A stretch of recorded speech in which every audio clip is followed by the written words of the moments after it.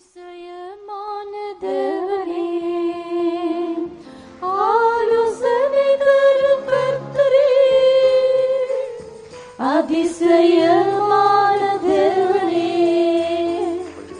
ஆலோசனை தரும் கர்த்தரே, ஆசையுள்ள மாத்திரம் உம் அன்பு கீழேதும் உண்டோ, ஆசையுள்ள மாத்திரம் உம் அன்பு கீழேதும் உண்டோ. தேவனுடைய பரிசுத்த நாமம் மகிமைப்படுவதாக. தேவனுவாசிக்கு சுத்த நாமே மகிமைයට පත් වේවා. Glory be to the holy name of God. மத்தேயு எழுதின சுவிசேஷம் 13ஆம் அதிகாரம் 43வது வசனத்தை வாசிப்போமாக. සුදු මතෙව් 13 වන පරිච්ඡේදයේ 43 වන පදයේ කියවමු. Let's read Gospel of Matthew chapter 13 43rd verse. Then shall the righteous shine forth as the sun in the kingdom of their Father. Who hath ears to hear, let him hear. அப்பொழுது நீதிமான்கள் பிதாவின் ராஜ்யத்தில் சூரியனை போல பிரகாசிப்பார்கள். காதுள்ளவன் கேட்க கடவன். එකල ධර්මිෂ්ඨයෝ තමන්ගේ පියාණන්ගේ රාජ්‍යයේ සූර්යමෙන් බබලන්නෝය, ඇසීමට කන් ඇත්තේ අසාවා. Then shall the righteous shine forth as the sun in the kingdom of their Father. Who hath ears to hear, let him hear. இது கர்த்தராகிய இயேசு கிறிஸ்து பூமியில் இருந்ததான நாட்களில் தமது ஜனங்களுக்கு சொன்னதான ஒரு வார்த்தை. යේසුස් වහන්සේ මේ මත ජීවත් වූ සමයේ ස්වකීය සෙනගට වදාළ වදන් වැලකීමය. These are words which Jesus Christ told his people when he was on this earth. இது நம்பிக்கையின் வார்த்தை. මෙය බලාපොරොත්තුවේ වචනය. These are words of hope. இந்த வசனத்தில் முக்கியமாக 6 விஷயங்களை நாம் பார்க்கின்றோம். මේ වචන තුල ඊට වැදගත් වූ කරුණු 6ක් ගැන අප සලකා We බලනවා. see 6 important things found in this verse. முதலாவது அப்பொழுது என்ற ஒரு சமயத்தை காலத்தை குறித்து நாம் பார்க்கிறோம். එකල කියා එම ස්ථානයේ යම්කිසි කාලයක් හඳුන්වා තිබෙනවා. We see a word here signifying word then signifying a period of time. இரண்டாவது நீதிமான்கள். දෙක ධර්මිෂ්ඨයෝ. Secondly, righteous. மூன்றாவது பிதாவின் ராஜ்யம். තුන පියාණන්ගේ රාජ්‍ය. Thirdly, kingdom of their Father. நாலாவது சூரியனை போல. හතර සූර්යා මෙන්. Fourthly, like the sun. ஐந்தாவது பிரகாசிப்பார்கள். පහ බබලන්නෝය. Fifthly, they shall shine. ஆறாவது காதுள்ளவன் கேட்க கடவன். ඇසීමට කන් ඇත්තේ අසාවා. හයවන කරුණ වේ. Sixthly, he that hath ears to hear, let him hear. தேவன் தருகிற சமயத்துக்கு ஏற்றபடி இது ஒன்றொன்றாக நாம் சிந்திப்போமாக. දෙවියන් වහන්සේ ලබා දෙන කාලයට අනුකූලව මේ එකිනෙක ගැන අප මෙනෙහි කර බලමු. According to the time period the Lord gives us, let us consider these things one by one. முதலாவது காதுள்ளவன் கேட்க கடவன். පළමුවෙන්ම කන් ඇත්තේ අසාවා. Firstly, he that hath heard ears, let him hear. எந்த நோக்கத்தில் ஆண்டவர் அவிதமாக சொன்னார்? කුමන අභිප්‍රායක් මුල් කොටගෙන යේසුස් වහන්සේ මෙසේ කීසේක්ද? With what purpose did Jesus say these words? தேவனுடைய வார்த்தையை பூர்ணமாக நாம் கீழ்ப்படிய வேண்டும் என்ற அர்த்தத்தில் அவர் சொன்னார். දේව වචනයට අප සම්පූර්ණයෙන්ම කීකරුවේ යුතු යන අර්ථය මුල් කොටගෙන උන්වහන්සේ එසේ කීසේක. He told this with the purpose that we should completely, implicitly obey all his words.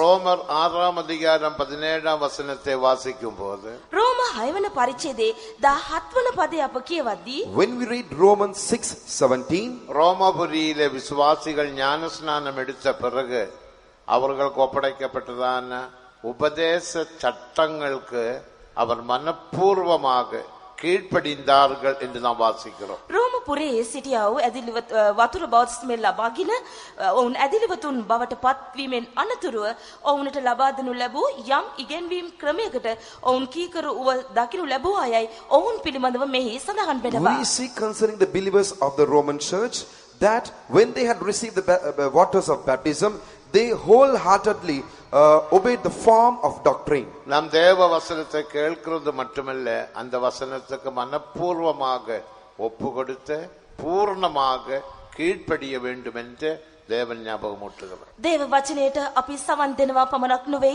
එය හොඳ ආකාරයෙන් ඊට ඇහුම්කන් දී සම්පූර්ණ වශයෙන්ම ඊට අපි කීකරු විය යුතු යනුවෙන් උන්වහන්සේ අපගෙන් අපේක්ෂා කරනසේක. The Lord expects that we do not only listen to the word of God, but also completely with our whole heart obey his word. இயேசு சொல்லும்போது යේසුස් වහන්සේ කියන කල When Jesus says concerning this, முதலாம் நாளில் கேட்டது போல மத்தேயு 7ஆம் அதிகாரம் 24ஆம் வசனத்தின்படி මතෙව් 7 වන පරිච්ඡේදයේ 24 වන පදේ පළමු දවසේ අප ඇසූ පරිදි just as we heard on the first day, according to Matthew 7:24, தேவன் சொன்னதான வார்த்தையை கேட்டு அதன்படி செய்கிறவன் கண்மலையில கட்டப்பட்ட புத்தியுள்ள மனுஷனோடு ஒப்பிடுவேன் என்று நாம் வாசிக்கிறோம். උන්වහන්සේ වචන අසා ඒවා පිළිපැද පර්වත පිට තමාගේ ගේ සාදාගත් නුවණැති මිනිසෙකුට ඔහුව සමාන කරනු ලබන බව අප එහිදී ඉගෙන ගත්තා. we were able to study that whosoever heareth the words of God and doeth them, he shall be likened unto a wise man who built his house upon a rock. கேட்டு அதன்படி செய்கிறவன் புத்தியுள்ள மனுஷன் என்று இயேசு சொன்னார். එසේ අසා එය පිළිපැද ඒ රක්ෂා කරන්නා මිනිසයා නුවණක්කර මිනිසෙක් බව යේසුස් වහන්සේ කීසේක. Jesus said, he that heareth and doeth according to it is a wise man. அவனுடைய வாழ்க்கையில் எப்படிப்பட்ட போராட்டங்கள் கஷ்டங்கள் தொல்லைகள் துன்பங்கள் வந்தாலும் அவன் சோர்ந்து போக மாட்டான். ඔහුගේ ජීවිතයේ කෙබඳු ආකාර ප්‍රශ්න ගැටලු දුෂ්කරතා පොරබැදින් සෝදිසි පරීක්ෂා පැමිණියත් ඔහු කිසි විටකත් අධෛර්ය වන්නේවත් ක්ලාන්ත වන්නේවත් නැත. No matter what persecution, trial, tribulation, temptation that may come across his life, that man will never get weary or faint. உபத்திரவம் இல்லாமல் பாடுகள் இல்லாமல் பூர்ணம் இல்லை. පීඩාවලින් තොරව දුක් විඳීම් වලින් තොරව සම්පූර්ණත්වයක් නැත. There is no perfection without persecution or trials. ஆனபடியினால் எபிரேயர் 2ஆம் அதிகாரம் 10-11 வசனங்களை வாசிக்கும் போது அநேகம் பிள்ளைகளை மகிமையில் கொண்டு வந்து சேர்க்கையில் அவருடைய ரட்சிப்பின் அதிபதியானவர் උපද්‍රවங்களினால் பூர்ணப்பட்டார் என்று நாம் வாசிக்கிறோம். හේබ්‍රෝ දෙවන පරිච්ඡේදයේ 10 වන 11 වෙනි පදවලට අනුකූලව ඒ තනන් වහන්සේ විසින් බොහෝ පුත්‍රයන් තේජසට ගෙන යන කල ඔවුන්ගේ ගැලවීමේ කතුරුන් වහන්සේ දුක් විඳීම කරන කොටගෙන සම්පූර්ණ කරන්නට යුතු වූයේයි සඳහන් කර ඇත. When we read Hebrews 2:11, for it became him for whom are all things 2:10, for it became him for whom are all things, and by him whom are all things, in bringing many sons unto glory, to make the captain of their salvation perfect through sufferings. அது மட்டுமல்ல 2 திமோத்தேயு 3ஆம் அதிகாரம் 12ஆம் வசனத்தை நாம் வாசிக்கும் பொழுது දෙවන තිමෝති 3 වන පරිච්ඡේදයේ 12 වන පදය අප කියවා බලද්දී When we read 2 Timothy 3:12, கிறிஸ்துவேசுவுக்குள் தேவ பக்தியாக ஜீவிக்க மனதாயிருக்கிற யாவரும் துன்பப்படுவார்கள். ක්‍රිස්තුස් යේසුස් වහන්සේ තුල භක්තිවන්ත ලෙස ජීවත් වන්නට කැමති සියල්ලෝම පීඩා විඳින්නෝය. all that will live godly in Christ Jesus shall suffer persecution. அவிதமான துன்பங்கள் வரும்போது அதே அதிகாரம் 14ஆம் வசனத்தின்படி நீ கற்றுக்கொண்டதான வசனத்தில் நிலைத்திரு. එබඳු පීඩා පැමිණෙන කල එම පරිච්ඡේදයේම 14 වන පදයේ සඳහන් පරිදි ඔබ ඉගෙනගත් දේවල ස්ථීරව පවතින යනුවෙන් සඳහන් වේ. When you face such persecution, it is said in the 14th verse, continue thou in the things which thou hast learned. ஆகையால் நமது வாழ்க்கையில் உபத்திரவங்கள் போராட்டங்கள் வரும். අපගේ ජීවිතයට පීඩා පොරබැදින් පැමිණේ. Therefore many persecution, trials, tribulation will come across our life. அதெல்லாம் நமது நன்மைக்காக. ඒ සෑම එකක්ම හුදෙක් අපගේ යහපත පතාය. All those are for our own good. ஆழமாக அஸ்திபாரத்தை போட்டவன் அசைந்து போக மாட்டான். ගැඹුරින් අත්තිවාරම දැමූ තැනැත්තේ කිසිසේත් සෙලවෙන්නේ නැත. He that hath put his foundation deep shall never be shaken. ஆனபடியில் தான் இயேசு சொன்னார், காதுள்ளவன் கேட்க கடவன். මේ හේතුව නිසා යේසුස් වහන්සේ කීවේ කන් ඇත්තේ අසාවා යනුවෙන්. That is why Jesus here mentions, he that hath ears, let him hear. யார் யார் கீழ்ப்படுகிறார்களோ அவர்களை தேவன் பாதுகாப்பார், ஆசீர்வதிப்பார். කවුරු කීකරු වෙනවාද? උන්වහන්සේ ඔවුන්ව ආරක්ෂා කරන අතර ඔවුන්ව ආශිර්වාදද කරනවා. All those who will obey him, the Lord will not only preserve them, he will also bless them. தேவனுடைய வார்த்தையை கேட்கிறதினால் நாம் நீதிமான்களாக்கப்படுவதில்லை. දේව වචනේ ඇසීම තුලින්ම අප ධර්මිෂ්ඨයන් කරනු ලබන්නේ නැත. By merely listening to the words of God, we shall never be made righteous.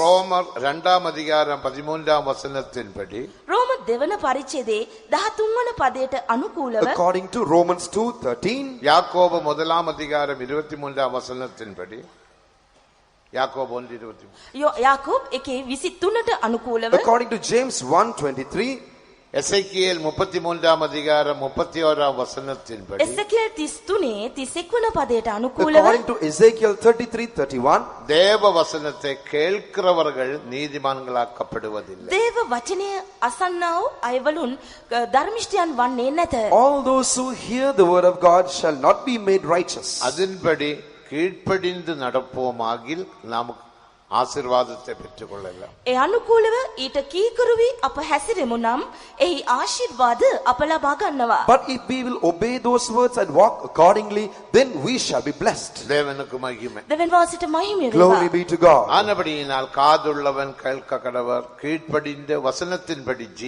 ஜீவிக்க ஒப்பு கொடுப்போமாக. කන්නැත්තේ අසාවා දේව වචනයට සවන් දී කීකරු වී ඊ අනුකූලව ජීවත් වීමට අපව බාර කරමු. Who hath ears, let him hear. Therefore, let us listen, hear the words of God, and surrender ourselves to obey and live accordingly. எனக்கு அந்த வசனம் தெரியும், இந்த வசனம் தெரியும், எல்லாம் தெரியும் என்று சொல்லும். සමහර අය அறிவு இருமாப்பை உண்டாக்கும் என்று 1 கொரிந்தியர் 8ஆம் அதிகாரம் 1ஆம் வசனத்தில் வாசிக்கிறோம். සමහර අය කියනවා තමුන්ට ඒ පදය දන්නවා මේ පදය දන්නවා සෑම පදයක්ම හොඳින් දන්නවා කියා.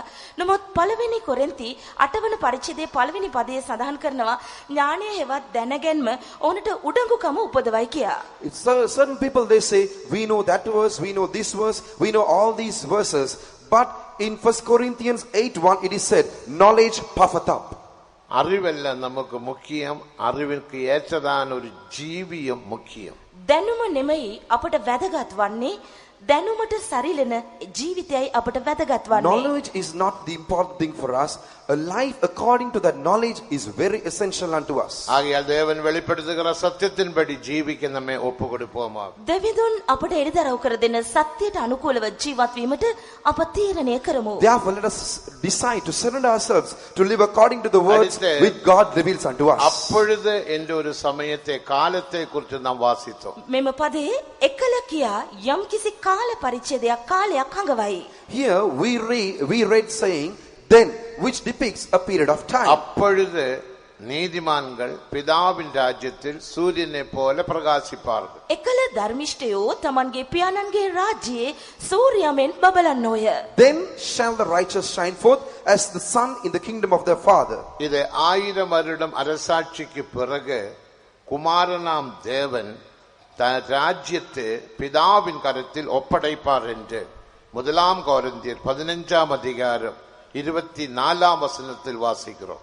මෙය දහසක් අවුරුදු රාජ්‍යයෙන් අනතුරුව පුත්‍රයන්න් වහන්සේ රාජ්‍ය පියාණන් වහන්සේගේ හතට බාර දෙනු ලබන බව පළවෙනි කොරින්ති 15 වෙනි පරිච්ඡේදයේ සඳහන් වී තිබෙනවා. We read in 1 Corinthians 15:24 that after the millennial reign, Lord Jesus Christ, the Son of God, shall surrender the kingdom unto God the Father.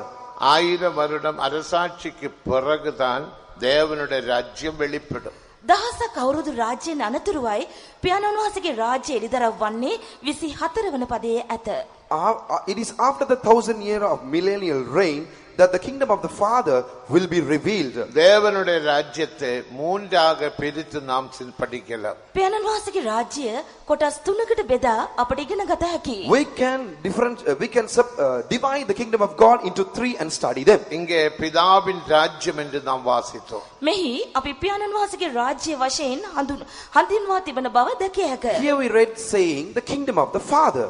முதலாவது அன்பின் குமாரனுடைய ராஜ்யம் என்று கொலோசியர் 1ஆம் அதிகாரம் 13ஆம் வசனத்தில் வாசிக்கிறோம். කොලොස්සේ පළවෙනි පරිච්ඡේදයේ 13 වන පදේ ප්‍රේමේ පුත්‍රයාගේ රාජ්‍ය කියා පළමු රාජ්‍ය ගැන අප එහි සඳහන් කරනවා. We read concerning the first kingdom in Colossians 1:13 saying it is the kingdom of the dear son. பரிசுத்தாவின் அபிஷேகம் பெற்ற தேவ ஜனங்கள் அவருடைய ராஜ்யமாக காணப்படுகின்றனர். ශුද්ධාත්මය ලැබූ දේව දරුවන් උන්වහන්සේගේම රාජ්‍ය වශයෙන් දකිනු ලබනවා. The spirit baptized children of God are found as his kingdom. இந்த ராஜ்யம் பரிசுத்தாவின் அபிஷேகத்தினால் உருவாக்கப்படுகிறது என்று நமக்கு யாவருக்கும் தெரியும். මෙම රාජ්‍ය ශුද්ධාත්ම වහන්සේ කරුණ කොටගෙන ස්ථාපිත කරනු ලබන බව අප සියලු දෙනා හොඳ ආකාරයෙන් දැන සිටිනවා. All of us are aware that this kingdom is established by the baptism of the Holy Ghost. பரிசுத்தாவின் அபிஷேகம் பெற பெறாதவர்கள் சபையாம் ராஜ்யத்தில் இல்லை. ශුද්ධාත්ම ආලේපය ලබා නොගත් අයවලුන් මෙම රාජ්‍යයේ දකිනු ලබන්නේ නැත. Those who have not received the anointing of the Holy Ghost are not found in this church, which is the kingdom of God. முதலாம் கொரிந்தியர் 12ஆம் அதிகாரம் 13ஆம் வசனத்தை வாசிக்கும் போது පළවෙනි කොරින්ති 12 වන පරිච්ඡේදයේ 13 වන පදය කියවා බලද්දී When we read 1 Corinthians 12:13, பரிசுத்தாவின் அபிஷேகத்தினால் அவருடைய சரீரமாக நாம் மாற்றப்படுகிறோம் என்று வாசிக்கிறோம். ශුද්ධාත්ම බෞතිස්මය කරන කොටගෙන අප උන්වහන්සේගේ ශාරීරිය බවට පත්වන බව එහි සඳහන් කර ඇත. we read in this place saying that through the baptism of the Holy Ghost, we are made into his body. ஆகையால் பரிசுத்தாவின் அபிஷேகம் யாவரும் பெற்றுக்கொள்ள வேண்டியது அவசியம். එබැවින් ශුද්ධාත්ම ආලේපය සෑම කෙනෙක්ම ලබා ගැනීම අවශ්‍ය කරනවා. Therefore, it is very essential that all of us receive the anointing of the Holy Spirit. அதுதான் முதலாவது ராஜ்யம். ඒ තමයි පළමු රාජ්‍ය That වන්නේ. is the first அந்த kingdom. ராஜ்யத்துக்குள் அபிஷேகம் பெற்ற நாம் யாவரும் வந்திருக்கிறோம். එම රාජ්‍ය තුලට ආලේපය ලබාගත් අප සියලු දෙනාම ඇතුල් වී තිබෙනවා. All of us who have received the anointing have come into this kingdom. இரண்டாவது ராஜ்யம் பரிசுத்தவான்களின் ராஜ்யம். දෙවන රාජ්‍ය ශුද්ධවන්තයන්ගේ රාජ්‍යයි. Secondly, it is the kingdom of his saints. தானியேல் 7ஆம் அதிகாரம் 18ஆம் வசனம் 27ஆம் வசனத்தை வாசிக்கும் போது දානියෙල් 7:28 සහ 29 වන පද අප කියවද්දී When we read Daniel 7:28 and 29, அங்கே பரிசுத்தவான்களின் ராஜ்யம் 1000 வருடம் அரசாட்சி என்று நாம் வாசிக்கிறோம். ශුද්ධවන්තයන්ගේ රාජ්‍ය යනු දහසක් අවුරුදු රාජ්‍ය සමය කියා අප දකිනවා. in that place we read about the kingdom of the saints, which is the millennial kingdom. உலகத்திலே ராஜ்யங்களுக்கெல்லாம் முடிவுண்டாகும். ලෝකයේ සෑම රාජ්‍යයකටම අවසානයක් ඇතිවනවා. There comes an end to all the kingdoms found in this earth. வெளிப்படுத்துதல் 11ஆம் அதிகாரம் 15ஆம் வசனத்தை வாசிக்கும் போது එරිදරව 14:15 වෙනි පදය කියවද්දී When we read Revelation 14:15, 11:15 11:15, 11:15 කියවා බලද්දී எல்லா ராஜ்யங்களும் தேவனுடைய ராஜ்யமாக மாற்றப்படுகிறது. ඒ සෑම රාජ්‍යයක්ම දෙවියන් වහන්සේගේ රාජ්‍ය බවට පත්වනවා. all the kingdoms of this world are become the kingdom of our Lord. ஏழாம் தூதன் எக்காளம் ஊதினான். මක්නිසාද 7 වෙනි දූතයා ඒ හොරණෑව නාද The කළේය. seventh angel blew the trumpet. அப்போது எல்லா உலக ராஜ்யங்களும் தேவனுடைய ராஜ்யமாக மாற்றப்பட்டது. ලෝකයේ දකිනු ලබන සියලුම රාජ්‍යයන් දෙවියන් වහන්සේගේ රාජ්‍ය බවට ඒ විට පත්වන්නේය. Then all the kingdoms found in this world are becoming as the kingdom of the Lord. அதுதான் 1000 வருடம் அரசாட்சி. මේ තමයි දහසක් අවුරුදු රාජ්‍ය සමය. That is the period of the 1000-year அதுதான் millennial reign. இரண்டாவது ராஜ்யம். அதற்கு பரிசுத்தவான்களின் ராஜ்யம் என்று தானியேல் சொன்னார். දෙවන රාජ්‍ය වන්නේ මෙයයි. ඒ ශුද්ධවන්තයන්ගේ රාජ්‍ය වශයෙන් දානියෙල් හඳුන්වා තිබෙනවා. This is the second kingdom, which Daniel says as the kingdom of his saints. அந்த ராஜ்யம் இதே பூமியில் நடைபெறும். අන්නේම රාජ්‍ය මෙන්න මේ පොළවේම සිදුවනවා ඇත. That kingdom shall function on this very earth. இந்த வானத்தையும் பூமியையும் தேவன் புதுப்பிப்பார் என்று எசேயா 65ஆம் அதிகாரம் 16-17 வசனங்களில் வாசிக்கிறோம். යෙසායා 65 16-17 වන පදවල මෙම අහස සහ පොළව උන්වහන්සේ අලුත් කරනු ලබන බව සඳහන් කර ඇත. We read in Isaiah 66:15 and 16 that this earth shall be renewed. தேவன் பூமியையும் வானத்தையும் புதுப்பிப்பார். අහසද පොළවද උන්වහන්සේ අලුත් කරනවා ඇත. God shall renew this earth and the heavens. புதிய வானமும் புதிய பூமியும் வந்தது. අලුත් අහසක්ද අලුත් පොළවක්ද දකිනු ලබනවා ඇත. Then shall be new earth and new அது heavens வேற ushered in. புதிய பூமியும் வேற வானமும் அல்ல. ඒ වෙනමම අලුත් අහසක් වෙනමම භූමියක් නොවේ. This is not some another earth and another heaven. இதே வானத்தை அவர் புதுப்பிக்கிறார். මෙම අහස මෙම පොළව උන්වහන්සේ යලිත් නවීකරණය අලුත් කිරීමක් කරනවා. God is renewing this very same earth and this very heaven. அவருடைய பரிசுத்தவான்களும் இதை பூமியில் ஆளுகை செய்வார்கள். එවිකල උන්වහන්සේගේ ශුද්ධවන්තයන් මේ පොළවේ රජකම් කරනවා ඇත. Then shall Jesus and his saints reign on this earth. தேவனுக்கு மகிமை. දෙවියන් වහන්සේගේ නාමයට මහිම Glory be to වේවා. God. அதுதான் வெளிப்படுத்துதல் 20ஆம் அதிகாரம் 6ஆம் வசனத்தை வாசிக்கும் போது එළිදරව් පොතේ 20 වන පරිච්ඡේදයේ 6 වන පදය කියවද්දී When we read Revelation 20:6, அதற்கு முதலாம் உயிர்த்தெழுதல் என்று நாம் வாசிக்கிறோம். පළමුවෙනි නැවත නැගිටීම යනුවෙන් එහි සඳහන් වෙනවා. We read here concerning the first resurrection. ரெண்டு வித உயிர்த்தெழுதல் உண்டு. නැවත නැගිටීම් දෙආකාර නැවත නැගිටීම් ඇත. There are two types of resurrections. முதலாம் உயிர்த்தெழுதல், පළමු නැවත නැගිටීම.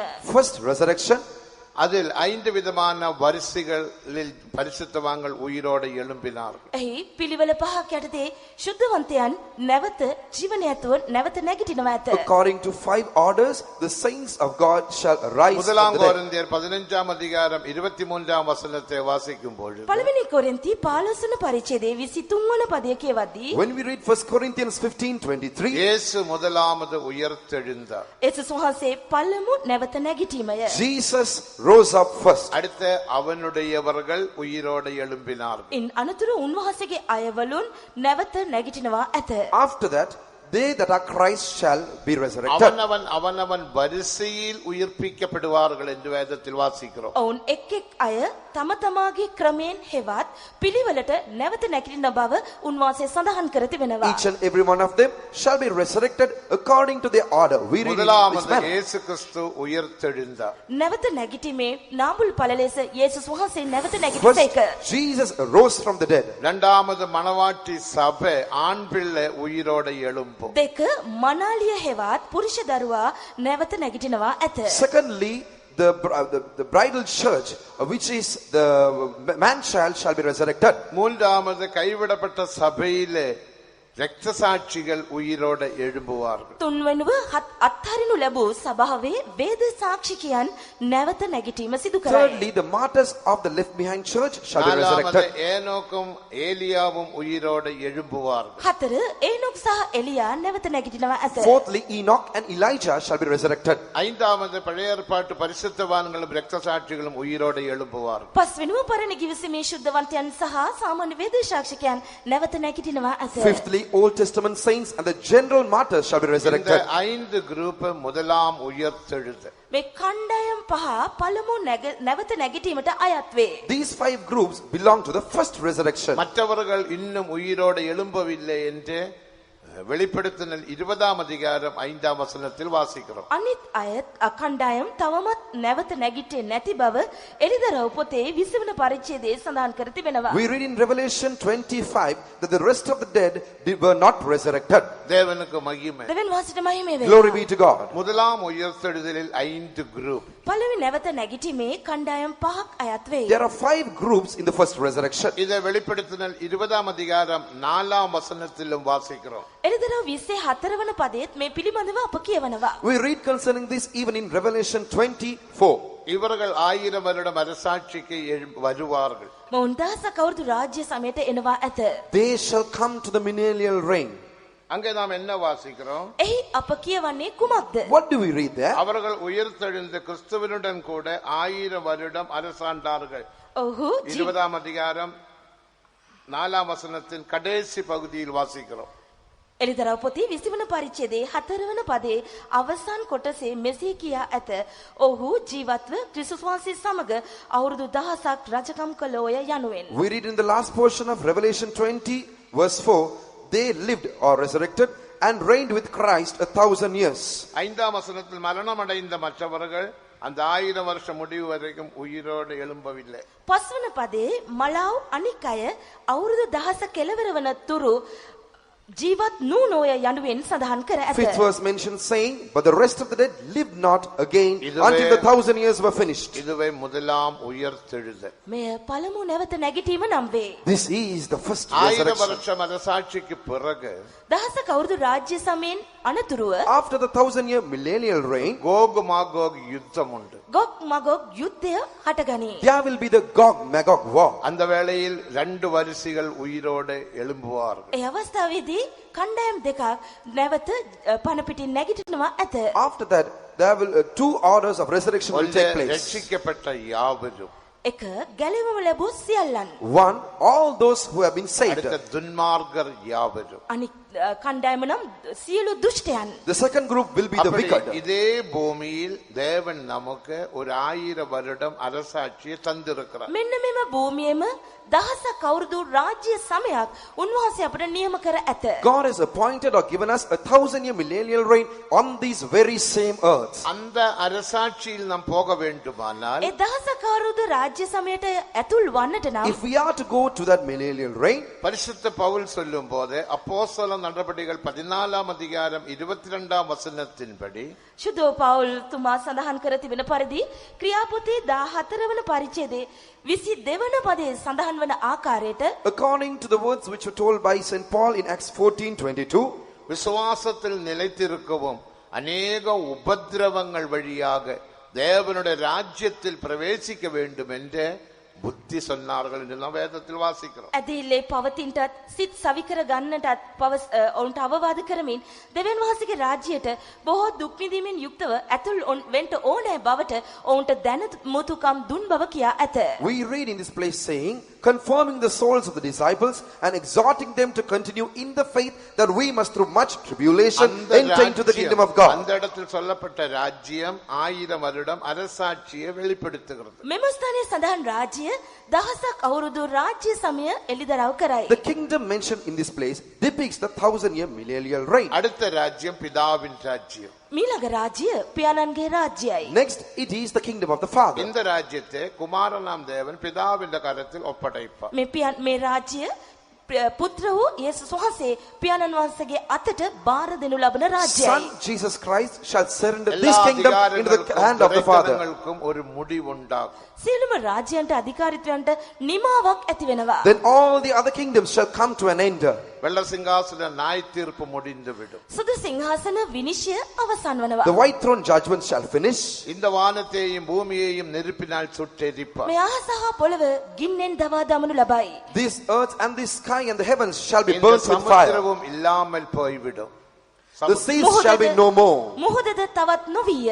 தேவனுக்கு மகிமை. දෙවියන් වහන්සේට මහිමේ Glory be වේවා. to God. அப்பொழுது பிதாவின் ராஜ்யம் வெளிப்படும். එකල පියාණන් වහන්සේගේ රාජ්‍ය එළිදරව් වනවා ඇත. Then shall the kingdom of the Father பிதாவின் appear. ராஜ்யம் தான் நித்திய ராஜ்யம். පියාණන්ගේ රාජ්‍ය සදාකාලික රාජ්‍යයි. Kingdom of the Father is the eternal kingdom. பிதாவின் ராஜ்யம் அசைவில்லாத ராஜ்யம். පියාණන්ගේ රාජ්‍ය නොසැලෙන රාජ්‍යකි. Kingdom of the Father is unshakable பிதாவின் kingdom. ராஜ்யம் நித்தியமான ராஜ்யம். පියාණන්ගේ රාජ්‍ය සදාකාලින් සදාකාලට පවතින සදාතනික එකකි. Kingdom of the Father is an everlasting kingdom. அங்க சாபம் இல்ல, மரணம் இல்ல, வியாதி இல்ல, பிரச்சனை இல்ல, ஒன்றும் இல்லை என்று வேதத்தில் வாசிக்கிறோம். ශාපය මරණය රෝගය ප්‍රශ්නය කිසිවක් එහි නැතයි දේව වචනයේ සඳහන් වී We read ඇත. in the word of God that there is no sin, no curse, no sorrow, no pain, no crying, no tears. ஒரே ஒரு ராஜ்யம் தான்.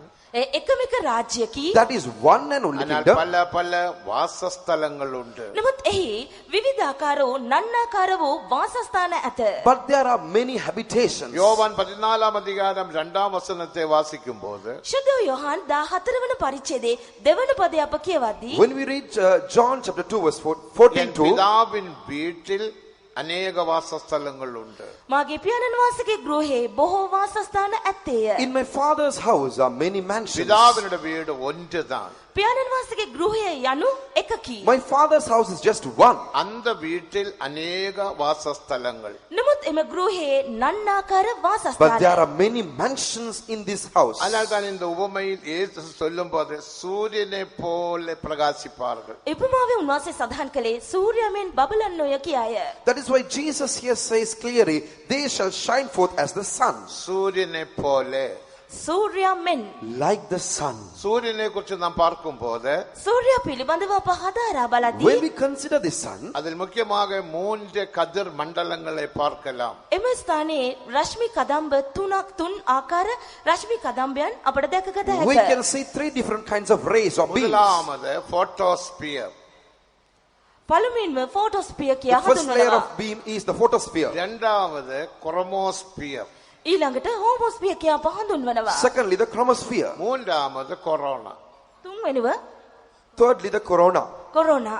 3 விதமான கதிர் மண்டலங்கள். තුන් ප්‍රකාර කිරණ කදම්බ அப்போ තුනක් Three අප different දකිනවා. kinds of layers of beams. இயேசு சொன்னார் சூரியனை போல நீதிமான்கள் பிரகாசிப்பார்கள். ඒසුස් වහන්සේ පැවසුවේ ධර්මිෂ්ඨයෝ සූර්යමෙන් බබලන බවයි. Jesus said, the righteous shall shine as the sun. தேவனுக்கு மகிமை. දෙවියන් වහන්සේට මහිමේ වේවා. Glory be to God.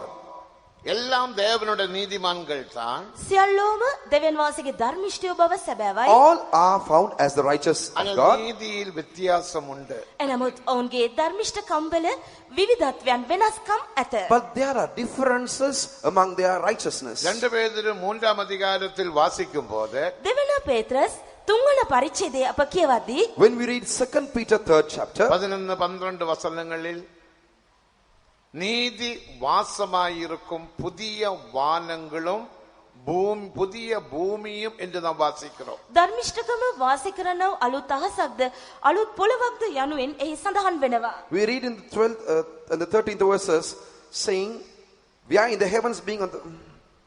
13 நீதி வாசமாயிருக்கும் புதிய வானங்களும் 13 වන පදය ධර්මිෂ්ඨකම වාසය කරන අලුත් අහසක්ද අලුත් පොළවක්ද දුටු බව. We read in the 13th verse, new heavens and a new earth wherein dwelleth righteousness. வானங்கள் என்று பன்மையில் சொல்லப்பட்டிருக்கிறது. මේ ස්ථානයේ අලුත් අහසක් කියා ඒක වචනෙන් සඳහන්. Here it is mentioned in plural பிறகு saying heavens. புதிய பூமியும்.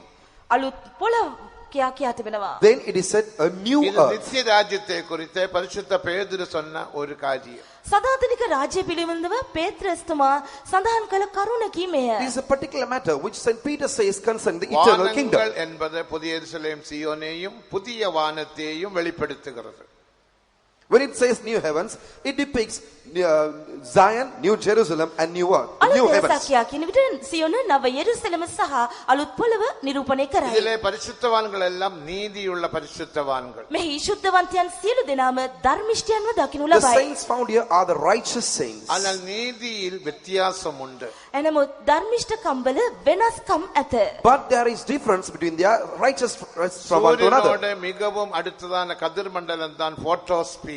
ෆොටෝස්ෆියර් යනු සූර්යාට ඉතාමත් සමීපව තිබෙනා වූ ඒ රශ්මි කදම්බයයි The කිරණයි. closest beam layer of the sun is the அதே photosphere. பார்த்து கொஞ்சம் தூரத்தில் பயணம் செய்கிறார். இங்கே பிரகாசிக்கிற கதிர் மண்டலம் தான் குரோமோஸ்பியர்.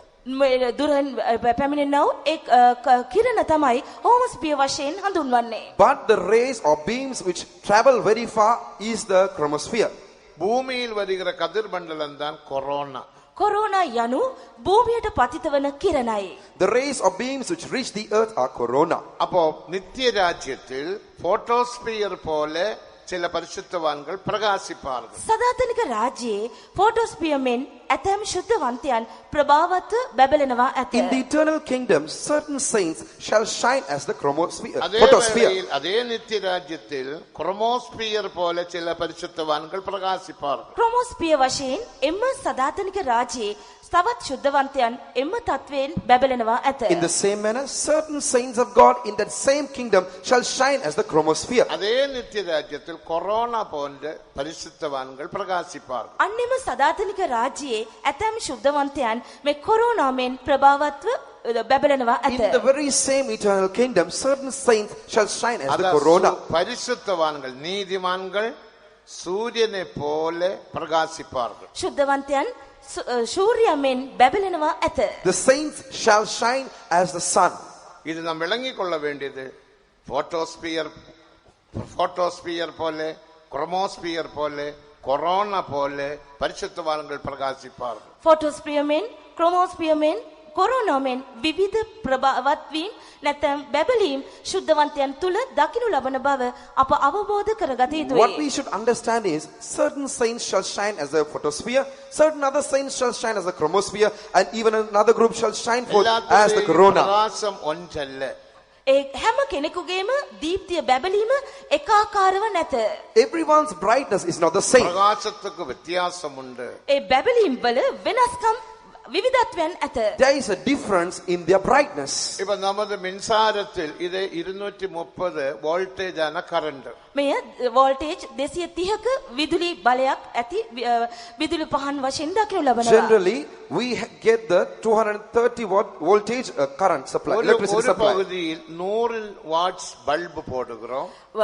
වෝල්ට් 100ක බල්බ් විදුලි පහනක් යොදන In අවස්ථාවේදී a particular place, we plug a 100 அது watts bulb. பக்கத்தில் 500 வாட்ஸ் பல்பு போடுகிறோம். තවත් තැනක අප වෝල්ටේජ් 500ක වෝල්ට් 500ක විදුලි පහනක් දමනවා. In another place, we plug in another light for about 500 watts. அதுக்கு அடுத்து 1000 வாட்ஸ் பல்பு போடுகிறோம். ඊළඟට වෝල්ට් 1000ක විදුලි පහනක් යොදනවා. In another place, we put on a 1000 watts bulb. ஒரே கரண்ட் தான். එකම විදුලි It බලය. is the same electricity. பிரகாசத்துக்கு வித்தியாசம் உண்டா இல்லையா? නමුත් මේ එකිනෙක විදුලි පහන්වල බැබලීමේ වෙනසක් තිබෙනවා නොවේද? But don't we find the difference in their brightness? வித்தியாசம் உண்டு. එහි ආලෝකයේ වෙනස්කම් ඇත. There is certainly a 100 watts difference. என்ற பல்பு போல அல்ல 500 வாட்ஸ் பிரகாசிக்கிறது. වෝල්ට් 100 විදුලි පහනක විදුලි ආලෝකය මෙන් නොවේ වෝල්ට් 500ක විදුලි පහනේ ආලෝකය. The brightness of the 500 watts bulb is not as same as the 100 watts 500 bulb. பல்பினோட பிரகாசம் போல அல்ல 1000 வாட்ஸ்னோட பல்பு. වෝල්ට් 500ක විදුලි පහනක ආලෝකය මෙන් නොවේ වෝල්ට් 1000ක විදුලි පහනක ආලෝකය. The brightness of the 1000 watts bulb is not as same as the 500 watts bulb. ஒரே மின்சாரம் தான் 230 வோல்டேஜ். නමුත් සපයනු ලබන වෝල්ටේජ් ප්‍රමාණය 230යි එකම ප්‍රමාණයේ විදුලි බලයකි. But it is the same supply of electricity of 230 ஒரே ஒரு voltage. தெய்வம் தான். එකම එක දෙවිඳුන්ය. It is just one and only ஒரே God. நித்திய ராஜ்யம் தான். එකම එක සදාතනික රාජ්‍යකි. Only one kingdom.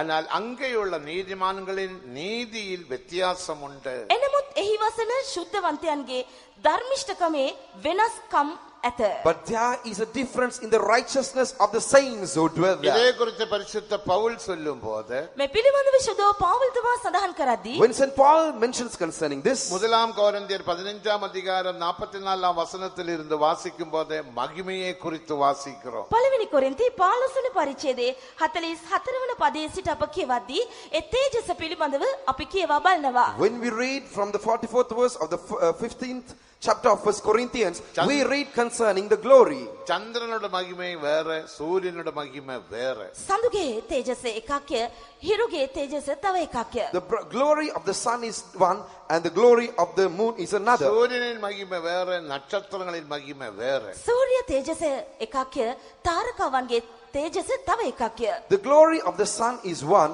and the glory of the stars is another. மகிமையில் நட்சத்திரங்களுக்கு வித்தியாசம் உண்டு. තේජසින් තාරකාවකට වෙනස්.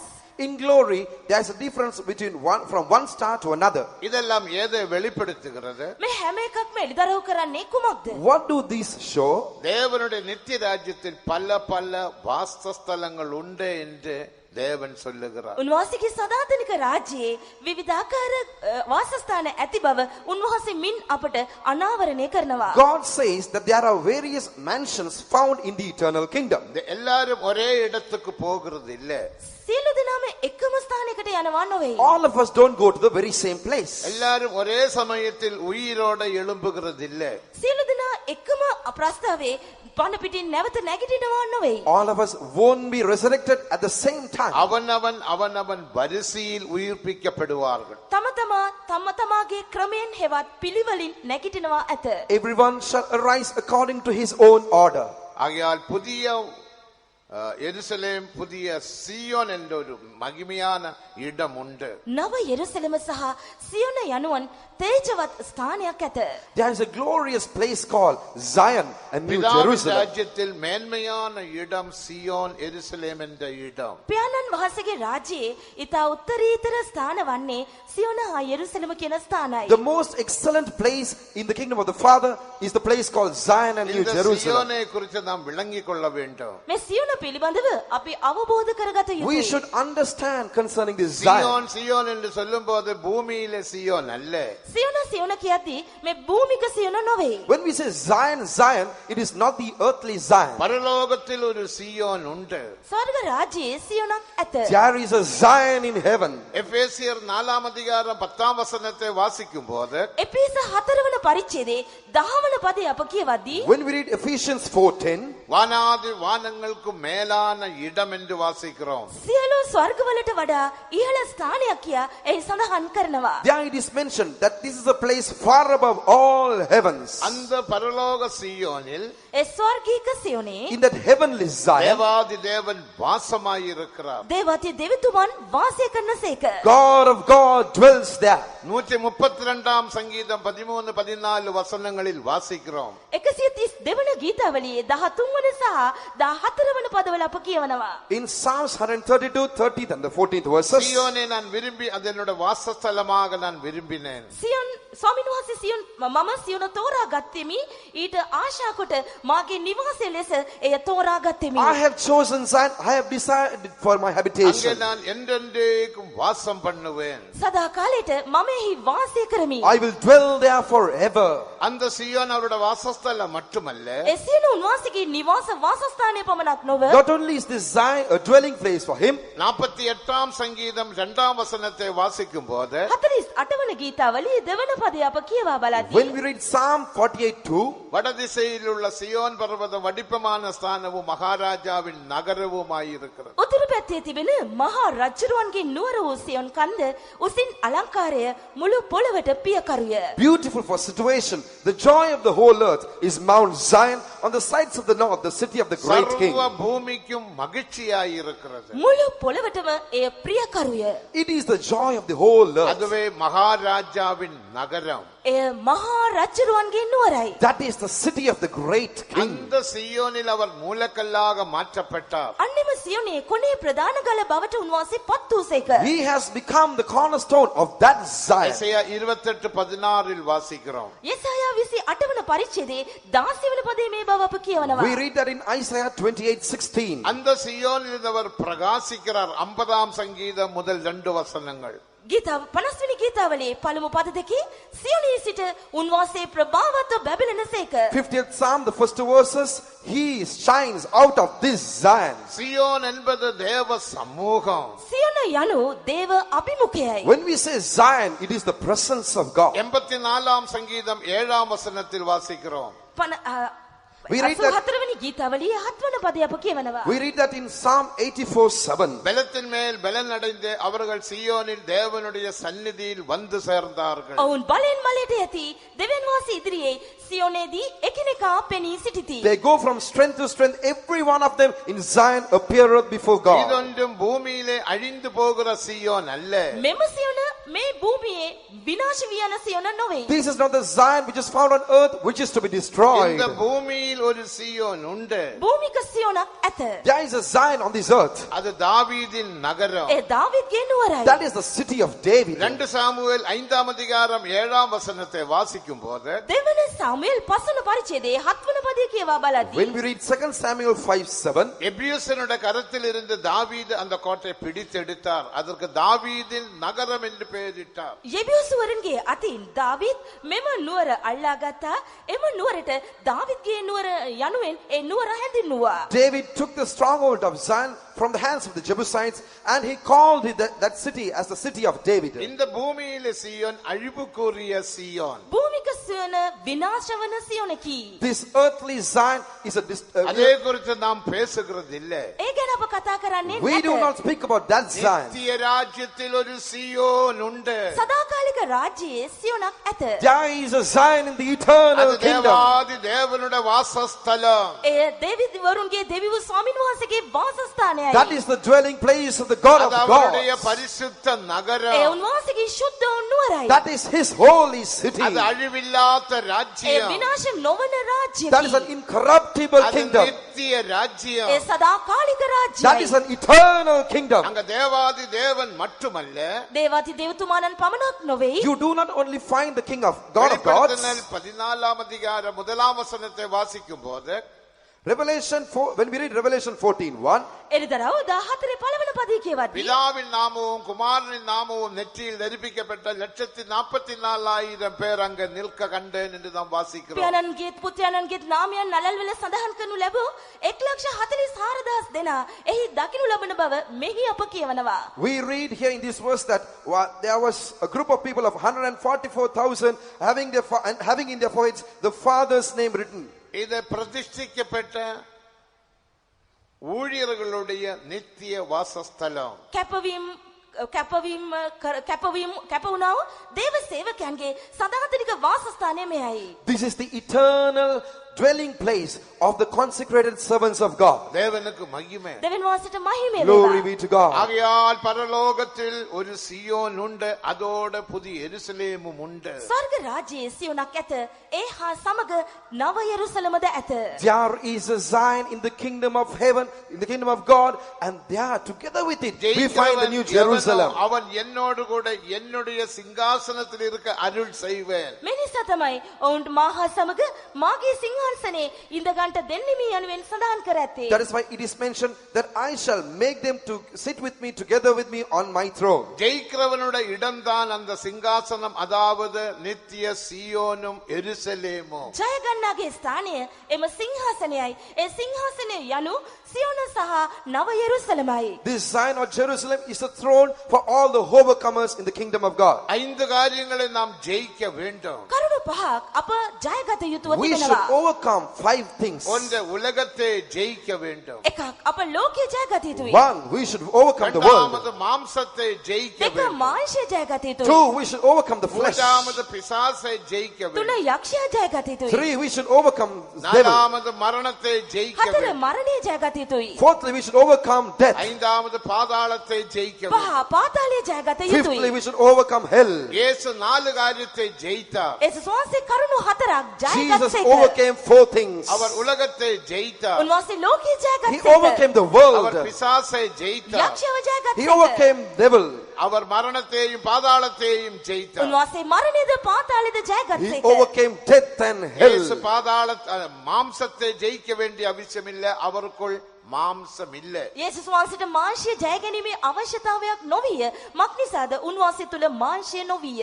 There was no need for him to overcome flesh because there was no flesh found in இயேசு him. பாபம் அறியாதவர், பாபம் இல்லாதவர், பாபம் செய்யாதவர். යේසුස් වහන්සේ පාප රහිත, පාපය නොදත්, පාපයක් නොකළව තැනන් වහන්සේව සිටියා. Jesus did no sin, knew no sin. There was no sin found in நமக்குள் him. மாம்சம் உண்டு, நாம் மாம்சத்தை ஜெயிக்க අප வேண்டும். තුල මාංශය ඇත. මේ නිසා අපි මාංශය ජයගත යුතුයි. There is flesh in us. Therefore, we should overcome this flesh. கலாத்தியர் 5ஆம் அதிகாரம் 16ஆம் வசனத்தை வாசிக்கும் போது ගලාති 5 වන පරිච්ඡේදයේ 16 වෙනි පදය අප කියවා When we බලන්න. read Galatians 4:16, ஆவி மாம்சத்துக்கு விரோதமாகவும் மாம்சம் ஆவிக்கு விரோதமாகவும் இச்சிக்கிறது. ආත්මෙන් වහන්සේ මාංශයට විරුද්ධවත්, මාංශය ආත්මයට විරුද්ධවත් පොරබදයි කියා මේ ස්ථානයේ ආශා කරයි කියා සඳහන් කර තිබෙනවා. we read in this place saying, the spirit lusteth against the flesh, and the flesh against the spirit. இல்லை, நான் உங்களுக்கு சொல்லுகிறேன், ஆவிக்கேற்றபடி நடந்து கொள்ளுங்கள், அப்பொழுது மாம்ச இச்சையை நிறைவேற்றாமல் இருப்பீர்கள். ආත්මේ ප්‍රකාර හැසිරෙන්න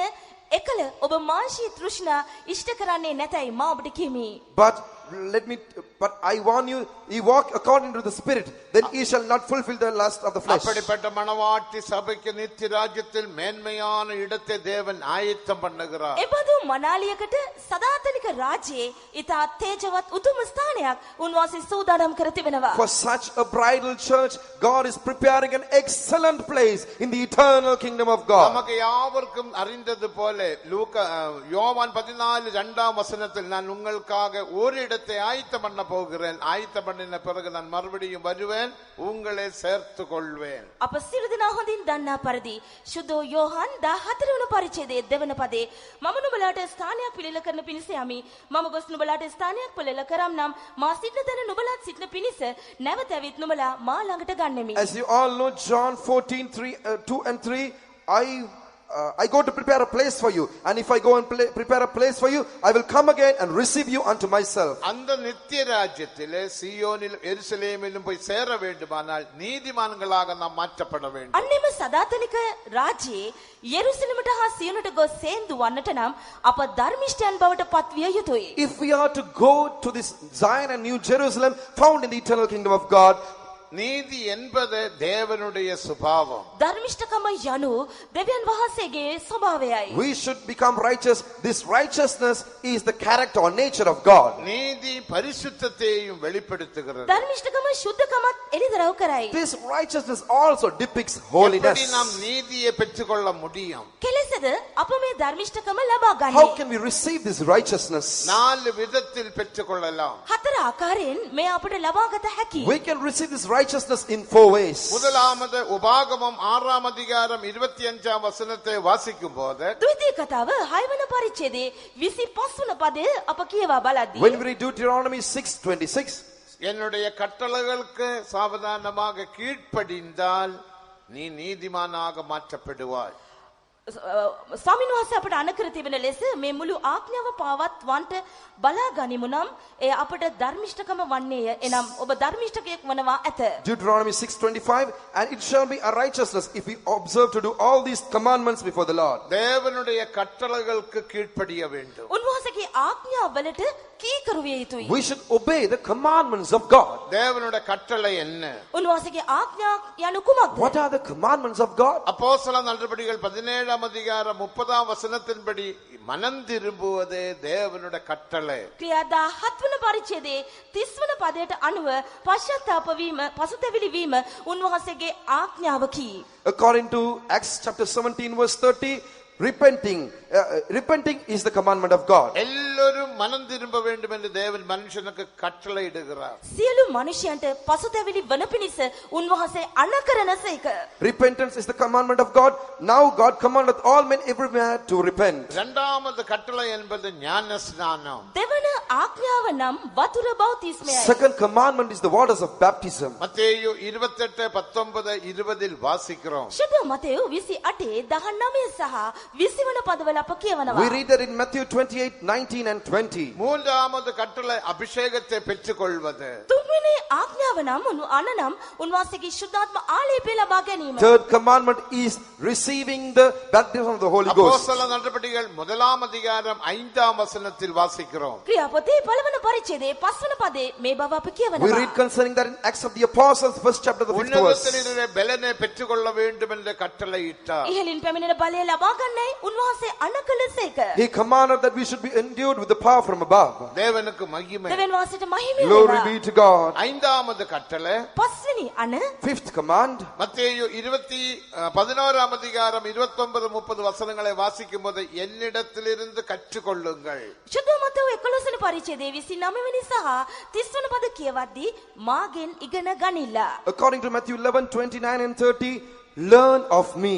உபதேசத்துக்கு கீழ்ப்படிந்து ஜீவிப்பதே தேவனுடைய கட்டளை. උන්වහන්සේගේ ඉගැන්වීමට කීකරු වී ජීවත් වීම උන්වහන්සේගේ අනවේ. Living a life being obedient to the doctrine of God is this fulfilling this commandment. உபதேசத்தினால் நீதியை பெற்றுக்கொள்ளலாம். ඉගැන්වීම කරුණු කොටගෙන මේ අයුරින් උන්වහන්සේගේ ධර්මිෂ්ඨකම අපට ලබාගත හැකියි. Thus through the doctrines we can receive the righteousness of God. இரண்டாவது நீதியை பெற்றுக்கொள்வது வேறுபாடின் ஜீவியத்தின் மூலமாக. දෙවනුව ධර්මිෂ්ඨකම අප ලබා ගන්නේ වෙන්වීමේ ජීවිතය තුලින්. Secondly, we shall receive the righteousness of God through living a life of separation. எசேக்கியேல் 18ஆம் அதிகாரம் 5ஆம் வசனத்திலிருந்து 9ஆம் வசனம் முடிய வாசிக்கும் போது එසේකියල් 18 වෙනි පරිච්ඡේදයේ 5 වෙනි පදයේ සිට 9 වෙනි පදය දක්වා කියවදී When we read Ezekiel 18 from 5th verse onwards, அதில் நாம் 16 விஷயத்திலிருந்து வேறுபட்டு ஜீவிக்க வேண்டும். එම ස්ථානයේ කරුණු 16කින් අප වෙන්වී ජීවත් යුතු බව සඳහන් වේ. here it is mentioned that we should live a separated life from 16 kinds of 9ஆம் things. வசனத்தின் கடைசி பகுதியில் இப்படி வேறுபட்டு ஜீவிக்கிறவனே நீதிமான். 9 වෙනි පදයේ අවසාන කොටසේ මෙලෙස ජීවත් වන්නා අය ධර්මිෂ්ඨයන් කියා සඳහන් වේ. In the last portion of the 9th verse, it is said, he who shall live in this manner is a righteous man. வேர்பட்டு ஜீவிப்பதே நீதிமானாக மாற்றப்படுகிறது. When we ජීවත් වීම අපව ධර්මිෂ්ඨයන් බවට පත් කරයි. By living a very separated life, it makes us righteous before God. வேறுபாடு ஜீவியம் முக்கியம். When we මේ ජීවිතය ඉතා වැදගත්. Life of separation is very, very important. எதுக்காக நாம் வேறுபட்டு ஜீவிக்கிறோம்? අපි when we ජීවත් වන්නේ කුමක් Why සඳහාද? do we live a life of separation? வேறுபாடு ஜீவியத்தின் முக்கியத்துவம் என்ன? when we මේ ජීවිතය ඇති වැදගත් භාවය What is කුමක්ද? the importance found in this life of இது separation? பழைய ஏற்பாட்டு பரிசுத்தவான்களுக்கு வெளிப்படுத்திய சத்தியம். පරණ කිවිසුමේ ශුද්ධවන්තයන්ට අනාවරණය කළා වූ සත්‍ය කිමය. This is a truth revealed to the Old Testament saints. யாத்ராகமம் 19 அதிகாரம் 5-6 வசனங்களை வாசிக்கும் போது නික්මයම 19 වෙනි පරිච්ඡේදයේ 5 වන සහ 6 වන පද අප කියවා බලද්දී When we read Exodus 19:5 and 6, என்னுடைய சம்பத்தாகும்படி உன்னை நான் வேர் பிரித்தேன். මාගේ සම්පත වන පිණිස මම නුඹලා වෙන් කෙරුවෙමි.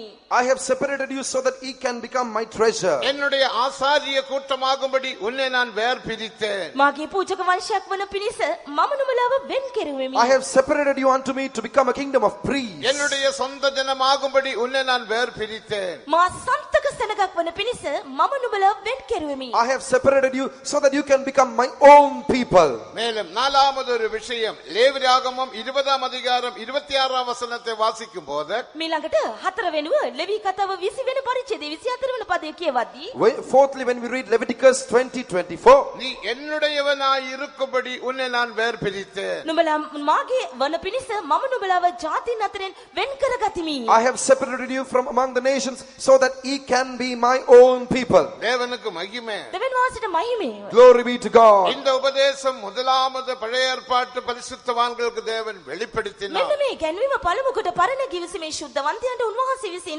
හෙළිදරව් කළසේක. God revealed this truth to the Old Testament saints first. நீ என்னுடைய சம்பத்தாக மாற வேண்டும். නුඹ මාගේ අසහාය වස්තුවක් විය යුතුයි. You should become my own treasure. அவர்கள் எழுத்தின்படி வேறுபட்டு ஜீவித்தார்கள். ඔවුන් පදගතාර්ථ ලෙස වෙන් වී ජීවත් වුණා. They lived a separated life. நாம் எழுத்தின்படி வேறுபட்டு ஜீவிக்கிறது இல்ல, ஆவிக்குரிய விஷயத்தில். අපි පදගතාර්ථව ජීවත් වන්නේ නැහැ ආත්මික දේවල් පිළිබඳව. We do not literally live a separated life, but spiritually a அவருக்கு separation. ஆடினுடைய இரத்தத்தினால் மீட்புண்டாயிற்று. බැටළු ලෙවලින් ඔවුන්ට මිදීම ලබා ගත්තා. They received redemption through the blood of the goats. யாத்ராகமம் 12 அதிகாரம் 6 வசனத்தை வாசிக்கும் போது නික්මයම 12 වන පරිච්ඡේදයේ 6 වන පදයේ කියවා When බලද්දී we read Exodus 12:6, ஆபீப மாசத்தில் நீ ஒரு ஆண் ஆடை வேர் பிரிக்க வேண்டும். ඔබ මාසයේ 14 වෙනි දවසේ බැටළුවක් වෙන් කරගත යුතුයි. පිරිමි සතෙක් ඔබ වෙන් කරගත යුතුයි බැටළුවෙක්. on the 14th day of the month, you should separate a goat.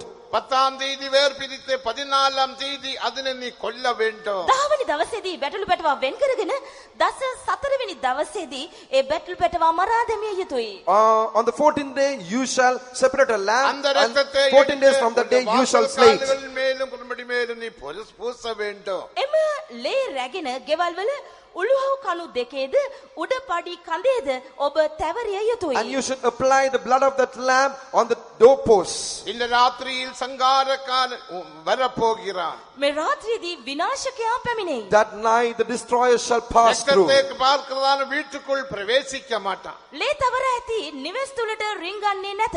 He shall not enter into the houses which have the blood applied on the doorposts. ரத்தத்தினால் இஸ்ரவேல் மக்கள் மீட்கப்பட்டார்கள். බැටළු පැටවකුගේ ලේ කර්ණකොටගෙන ඊශ්‍රායල් ජනයා මෙලෙස මිදීම ලබා Thus, ගත්තා. through the blood of the lamb, the children of Israelites were redeemed. ஆனால் புதிய ஏற்பாட்டு இஸ்ரவேல் மக்கள் ஆடின் ரத்தத்தினால் மீட்கப்பட்டவர்கள் அல்ல. එනමුත් නව කිවිසුම් සභාවේ අයවලුන් බැටළු පැටවකුගේ ලේ කර්ණකොටගෙන මිදීම ලබාගත් අය For the නොවේ. people of the New Testament church are not the ones who are redeemed by the blood of the lamb. முதலாம் கொரிந்தியர் 5ஆம் அதிகாரம் 7ஆம் வசனத்தின் கடைசி பகுதி வாசிக்கும் போது நமது பெஸ்கா ஆட்டுக்குட்டி இயேசு கிறிஸ்துவே. පළවෙනි කොරින්ති 5 වෙනි පරිච්ඡේදයේ 7 වන පදේ අපගේ පාස්කුව බැටළු පැටවා වූ යේසුස් ක්‍රිස්තුස් වහන්සේය. In the latter portion of 1 Corinthians 5:7, we read, Christ is our Passover. தேவனுக்கு மகிமை. දෙවියන් වහන්සේට මහිම Glory වේවා. be to God. பழைய ஏற்பாட்டு எந்த பரிசுத்தவானும் சீயோன் எருசலேமுக்குள் பிரவேசிக்க முடியாது. පරණ කිවිසුමේ කිසිම ශුද්ධවන්තයෙකුට නව යෙරුසලමට හෝ සියොනට යා නොහැකි. No saint of the Old Testament can enter into Zion or New Jerusalem. மத்தேயு பதினோராம் அதிகாரம் 11ஆம் வசனத்தை வாசிக்கும் போது සුද්ධ මතෙව් 14:11 වන පදය කියවා බලන When we read අවස්ථාවේදී Matthew 14:11, ஸ்திரீகளில் பிறந்தவன் யோவான் ஸ்நானகனை பார்க்கலும் பெரியவனாக ஒருவனும் பிறக்கவில்லை. ස්ත්‍රීන් අතරින් උපන් අයවලුන් අතර යෝහන් බෞතිස්තමෙන් උතුම් කෙනෙක් නැත. when we read Matthew 11:11, among them that are born of women, there hath not risen a greater than John the Baptist. ஆனால் பரலோக ராஜ்யத்திலே மிகவும் சிறியவன் யோவான் ஸ்நானகனை பார்க்கலும் பெரியவன். 11 නමුත් ස්වර්ග රාජ්‍යයේ කුඩා තැනැත්තේ යෝහන් බෞතිස්තට වඩා උතුම්ය. Nevertheless, he that is the least in the kingdom of heaven is greater than he. இந்த ஆழமான சத்தியம் இயேசு கிறிஸ்து சொன்னார். මේ ගැඹුරු සත්‍ය යේසුස් ක්‍රිස්තුස් වහන්සේ කීසේක. Jesus Christ revealed this deeper truth. தேவனுக்கு மகிமை. දෙවියන් වහන්සේට Glory මහිම be වේවා. to God. ஸ்திரீகளில் பிறந்தவன் யோவான் ஸ்நானகனை பார்க்கலும் பெரியவன் ஒருவனும் பிறக்கவில்லை. ස්ත්‍රීන්ගෙන් උපන්නවුන් අතරේ යෝහන් බෞතිස්තට වඩා උතුම් කෙනෙක් තවත් නැත. Among them that are born of women, there hath not risen a greater than John the Baptist. பழைய ஏற்பாட்டில் பரிசுத்தவானில் மிகவும் பெரிய பரிசுத்தவான் யோவான் ஸ்நானகன். පරණ ගිවිසුමේ ශුද්ධවන්තයන් අතර ඉතා ශ්‍රේෂ්ඨ ශුද්ධවන්තයෙක් යෝහන් බෞතිස්ත. The greatest saint among the Old Testament saints is John the Baptist. ஆனால் அவன் ஒரு அற்புதமும் செய்யவில்லை. නමුත් ඔහු කිසිදු පුදුම හාස්කමක් කළේ But he නැත. did not do any miracle. யோவான் 10ஆம் அதிகாரம் 41ஆம் வசனத்தின்படி ශුද්ධ යෝහන් 10 වන පරිච්ඡේදයේ 41 වන පදයට According අනුකූලව to John 10:41, யோவான் ஒரு அற்புதமும் செய்யவில்லையே. ශුද්ධ යෝහන් කිසිම ආශ්චර්යයක් කළේ නැත. John did no miracles. அவன் எப்படி பெரியவனாக மாற்றப்பட்டான்? එහෙමනම් කොහොමද ඔහු ශ්‍රේෂ්ඨ කෙනෙක් වුණේ? But how come he became a greater person? யோவான் 3ஆம் அதிகாரம் 30ஆம் வசனத்தை வாசிக்கும் போது ශුද්ධ යෝහන් 3 වන පරිච්ඡේදයේ 30 වන පදය කියවද්දී When we read John 3:30, nano செருக வேண்டும் நீரோ பெருக வேண்டும். මා අඩුවන්නටත් උන්වහන්සේ වර්ධනය වන්ට ඕනෑයයි I ඔහු must කියනවා. decrease and you must இது அவனுடைய increase. தாழ்மையை வெளிப்படுத்துகிறது. මින් පිළිඹු කරන්නේ ඔහුගේ යටහත්කමයි. This reveals his humility. தாழ்மையுள்ளவன் பெரியவனாக மாற்றப்படுவான். යටහත් තැනැත්තා උතුම් කෙනෙකු බවට පත්වනවා ඇත. The humble one shall be made great. இந்த தாழ்மை யோவான் ஸ்நானனுக்குள் காணப்பட்டது. මෙන්න මේ යටහත්කම යෝහන් බෞතිස්ත තුල තිබුණා. This humility was found in John the ஆகையால் Baptist. பழைய ஏற்பாட்டு பரிசுத்தவான்களில் யோவான் ஸ்நானகன் பெரியவனாக காணப்பட்டான். මේ හේතුව නිසා පරණ ගිවිසුමේ ශුද්ධවන්තයන් අතර ශ්‍රේෂ්ඨ ශුද්ධවංශයෙක් වශයෙන් යෝහන් බෞතිස්ත දකින්න Therefore, ලැබුවා. John the Baptist was found as the greatest saint among the saints of the Old Testament. ஆனால் பரலோக ராஜ்யத்தில் மிகவும் சிறியவன் யோவான் ஸ்நானகனை பார்க்கலும் பெரியவன் என்று இயேசு சொன்னார். එසේ නමුත් ස්වර්ග රාජ්‍යයේ කුඩා තැනැත්තේ යෝහන් බෞතිස්තට වඩා ඉතා උතුම් බව යේසුස් වහන්සේ කීසේක. Nevertheless, Jesus says, he that is least in the kingdom of heaven is greater than he. அப்போது அந்த பரலோக ராஜ்யத்தில் யோவான் ஸ்நானகன் இல்லை. එම ස්වර්ග රාජ්‍යයේ යෝහන් බෞතිස්ත නැත. If so, John the Baptist is not found in this kingdom of அதனால் heaven. அவன் நரகத்துக்கு போகவும் இல்லை. නමුත් ඔහු නිරයට ගියෙත් නැත. And because of this reason, he has not gone to hell either. அதுதான் பிதாவின் ராஜ்யத்தில் பல பல வாசஸ்தலங்கள் உண்டு. මේ නිසා තමයි පියාණන් වහන්සේගේ රාජ්‍යයේ විවිධාකාර වාසස්ථාන ඇතයි That is කියන්නේ. why there are various mansions or places in அந்த the kingdom of the Father. பரலோக ராஜ்யம் என்பது சீயோன் புதிய எருசலேமை ඒ வெளிப்படுத்துகிறது. ස්වර්ග රාජ්‍ය නව යෙරුසලම සහ සියොන පිරිමිබු කරයි. This kingdom of heaven shows Zion and New Jerusalem. நீ மனம் திரும்பினால் அந்த ராஜ்யத்தை காணலாம். ඔබ පසුතැවිලි වනවා නම් එම රාජ්‍ය ඔබට දැකගත හැකියි. If you shall repent, you shall see that kingdom. நீ ஜலத்தினாலும் ஆவியினாலும் பிறவாவிட்டால் தேவ ராஜ்யத்துக்குள் பிரவேசிக்க முடியாது. ඔබ ජලින්ද ආත්මෙන්ද නූපන්නෝ දෙවියන් වහන්සේගේ රාජ්‍යයට ඇතුල් වන්නේ නැත. If you are not born of water and of the Spirit, you shall not enter அந்த into the kingdom of ராஜ்யத்தில் God. பிரவேசிக்க வேண்டுமானால் අන්නෙම රාජ්‍ය තුලට ප්‍රවිෂ්ඨ වන්නට If we are to enter into that kingdom, யோவான் 3ஆம் அதிகாரம் 5ஆம் வசனத்தின்படி ශුද්ධ යෝහන් 3 වන පරිච්ඡේදයේ 5 වන පදයට අනුව according to the Gospel of John நீ 3:5, ஜலத்தினாலும் ஆவியினாலும் பிறக்க வேண்டும். වතුරෙන්ද ආත්මෙන්ද ඔබ උපත ලබා ගත you යුතුයි. should be born of the water and of the Spirit. பழைய ஏற்பாட்டு பரிசுத்தவான்கள் யாரும் ஜலத்தினாலும் ஆவியிலும் பிறக்கவில்லை. පරණ ගිවිසුමේ ශුද්ධවන්තයන් එක්කෙනෙකු හෝ වතුරෙන් හෝ ආත්මෙන් හෝ උපත ලබා ගත්තේ නැත. None of the Old Testament saints were born of water or of the Spirit. நெடுலாட்டமாக ஆசரிப்பு கூடாரத்தில் ஆசாரியர்கள் கையும் காலும் கழுவினார்கள். මීට ඡායාවක් වශයෙන් පූජකයන් සෝදන වාජනෙන් තමුන්ගේ අත්පා සෝදා ගත්තා. As a shadow, the Old Testament priests, they wash their hands and legs in the tabernacle. அவர்கள் கிறிஸ்துவே தரித்து கொள்ளவில்லை. ඔවුන් ක්‍රිස්තුස් වහන්සේව පැළඳ ගත්තේ They නැත. do not put on Christ. ஆனால் கலாத்தியர் 3ஆம் அதிகாரம் 27ஆம் வசனத்தை வாசிக்கும் போது නමුත් ගලාතී 3 වන පරිච්ඡේදයේ 27 වන පදයේ කියවද්දී But when we read Galatians 3:27, ஞான ஸ்நானம் எடுக்கிறவன் எத்தனை பேரோ அத்தனை பேர்களும் கிறிஸ்துவே தரித்து கொண்டிருக்கிறீர்களே. බෞතිස්ම ලබාගත් අපමණ දෙනා ක්‍රිස්තුස් වහන්සේව පැළඳ ගත්තෝය. for as many of you as have been baptized into Christ have put on Christ. நாம் கிறிஸ்துவே தரித்து கொண்டிருக்கிறோம். අපි ක්‍රිස්තුස් වහන්සේව පැළඳගෙන සිටිනවා. We have put on Christ. நாம் கிறிஸ்துவின் மரணத்தை தரித்து අප கொண்டிருக்கிறோம். ක්‍රිස්තුස් වහන්සේගේ මරණය පැළඳගෙන We have දරාගෙන put on the සිටිනවා. death of நாம் Christ. கிறிஸ்துவின் சுபாவத்தை தரித்து கொண்டிருக்கிறோம். අප ක්‍රිස්තුස් වහන්සේගේ ස්වභාවය පැළඳගෙන We have සිටිනවා. put on the nature of Christ. இந்த அனுபவம் பழைய ஏற்பாட்டு எந்த பரிசுத்தவானுக்கும் இல்ல.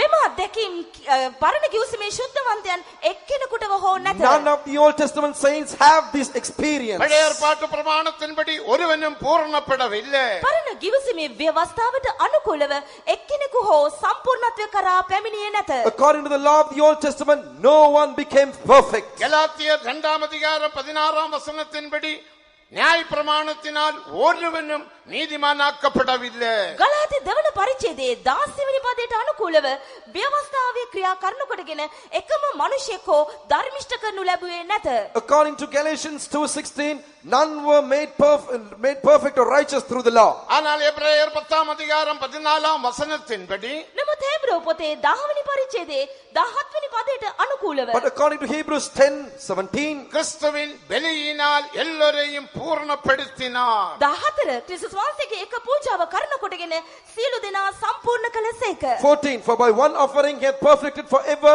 them that are sanctified. தேவனுக்கு மகிமை. දෙවියන්වහන්සේට Glory මහිමය. be to God. நம்முடைய பூரணம் கிறிஸ்துவுக்குள் இருக்கிறது. අපගේ සම්පූර්ණත්වය ක්‍රිස්තුස් වහන්සේ තුල තිබේ. Our perfection is in Christ. அந்த பூரணம் நீ பெற்றுக்கொள்ள එම வேண்டுமானால் සම්පූර්ණත්වය ඔබ ලබාගත If we යුතු are නම් to receive that நீ perfection, வளர வேண்டும். ඔබ වර්ධනය වී යුතුයි. you should grow.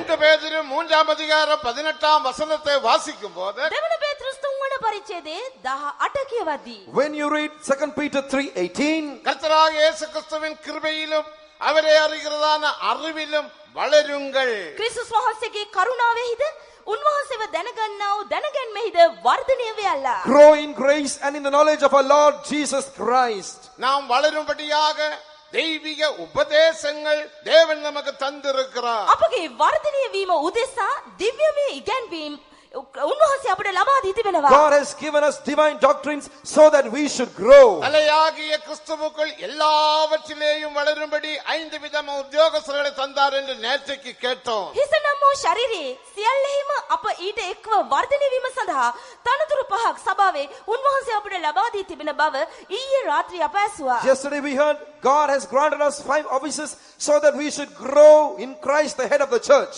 ஆனபடியினால் அப்படிப்பட்டதான ஐக்கியத்தில் நாம் ஐக்கியப்பட்டு உபதேசத்தில் வளர வேண்டும். එවැනි සහභාගිකමේට ඒකත්වයක් දක්වමින් උන්වහන්සේගේ ඉගැන්වීමෙහි අප වර්ධනය විය යුතුයි. We should join together in such a fellowship or unity and grow in it. வேறுபாடு ஜீவியத்தில் ஐக்கியப்பட வேண்டும். පෙන්වීමේ ජීවිතයට සහභාගිකම් දැක්විය යුතුයි.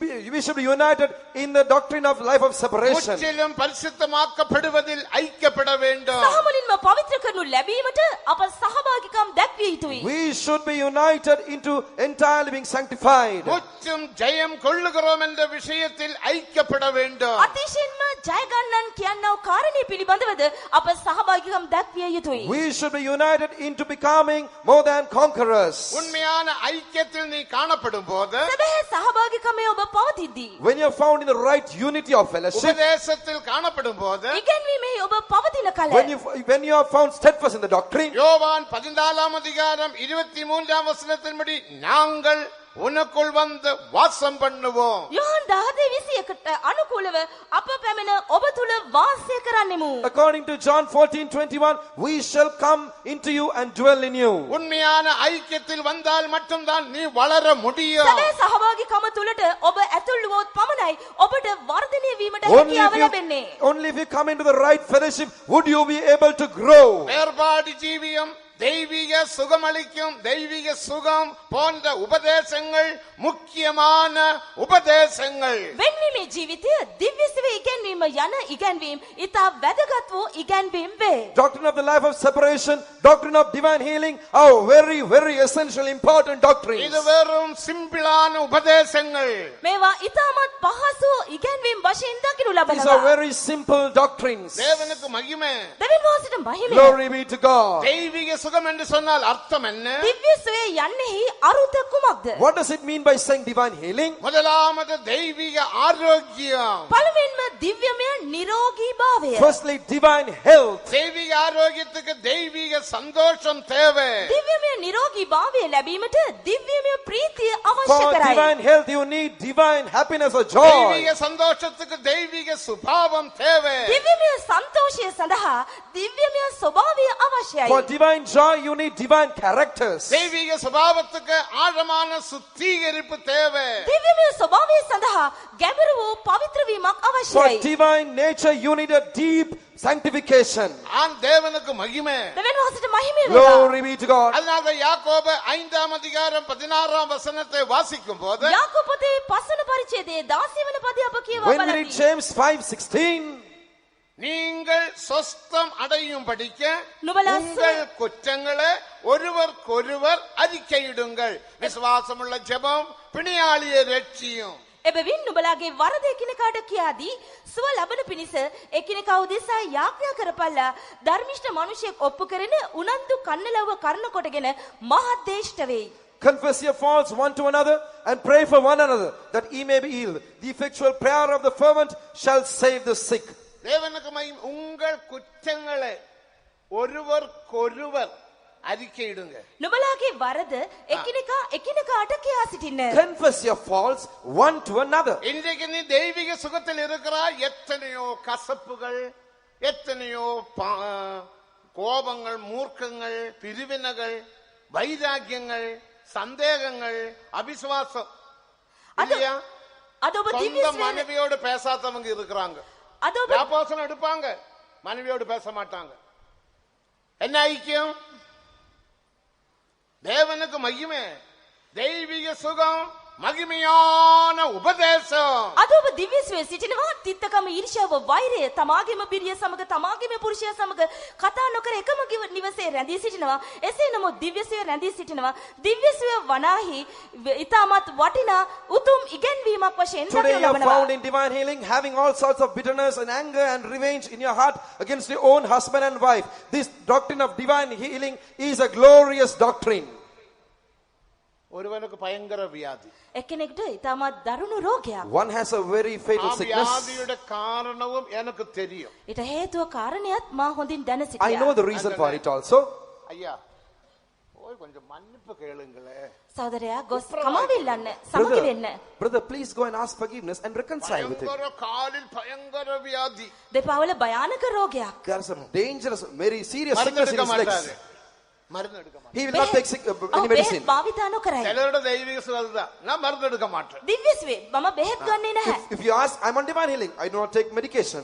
மருந்து எடுத்தா காசு ஆயிடும், பணம் ஆயிடும். அதனால நீ மருந்து எடுக்கிறது இல்ல. මුදල් බෙහෙත් ගන්න ගියොත් මුදල් වැය කරන්න වෙනවා. කඩසිල. එනිසා බෙහෙත් If නොගන්න. you have to take medicine, you have to spend money. So you don't take medicine. காரணம் அவருக்கு கொஞ்சம் கோபம். ඔහුට මදක් කිපෙන සුළු ගතියක් තිබෙනවා. But he has a quick temper. டிஸ்டன்ஸ்ல தான் நான் பேசினேன். கொஞ்சம் டிஸ்டன்ஸ். சிலப்போ கோபிச்சு வந்து பட்டான்னு அடிச்சாலும் அடிப்பாரு. அதனால கொஞ்சம் distance. Sometimes he can beat me, so I just place some distance between ඔහු us කෝප and spoke වුණොත් to him. විකසින් පහර දෙන්නත් ඉඩ තිබෙනවා. මේ නිසා මම ඔහුට අතර යම් දුරක් තබා කතා කෙරෙමි. இந்த பிரதரை தட்டுற மாதிரி ஒன்றும் தட்டவில்லை. தட்டினா என்ன தட்டிடுவாரு. தேவனுக்கு மகிமை. தேவன் வாசலுக்கு மகிமை ஐயா, தேவா. கொஞ்சம் அந்த ஆள்கிட்ட போய் மன்னிப்பு கேளுங்க. அப்ப எங்கள்ட ஜெபம் பிரயோஜனப்படும் ஐயா.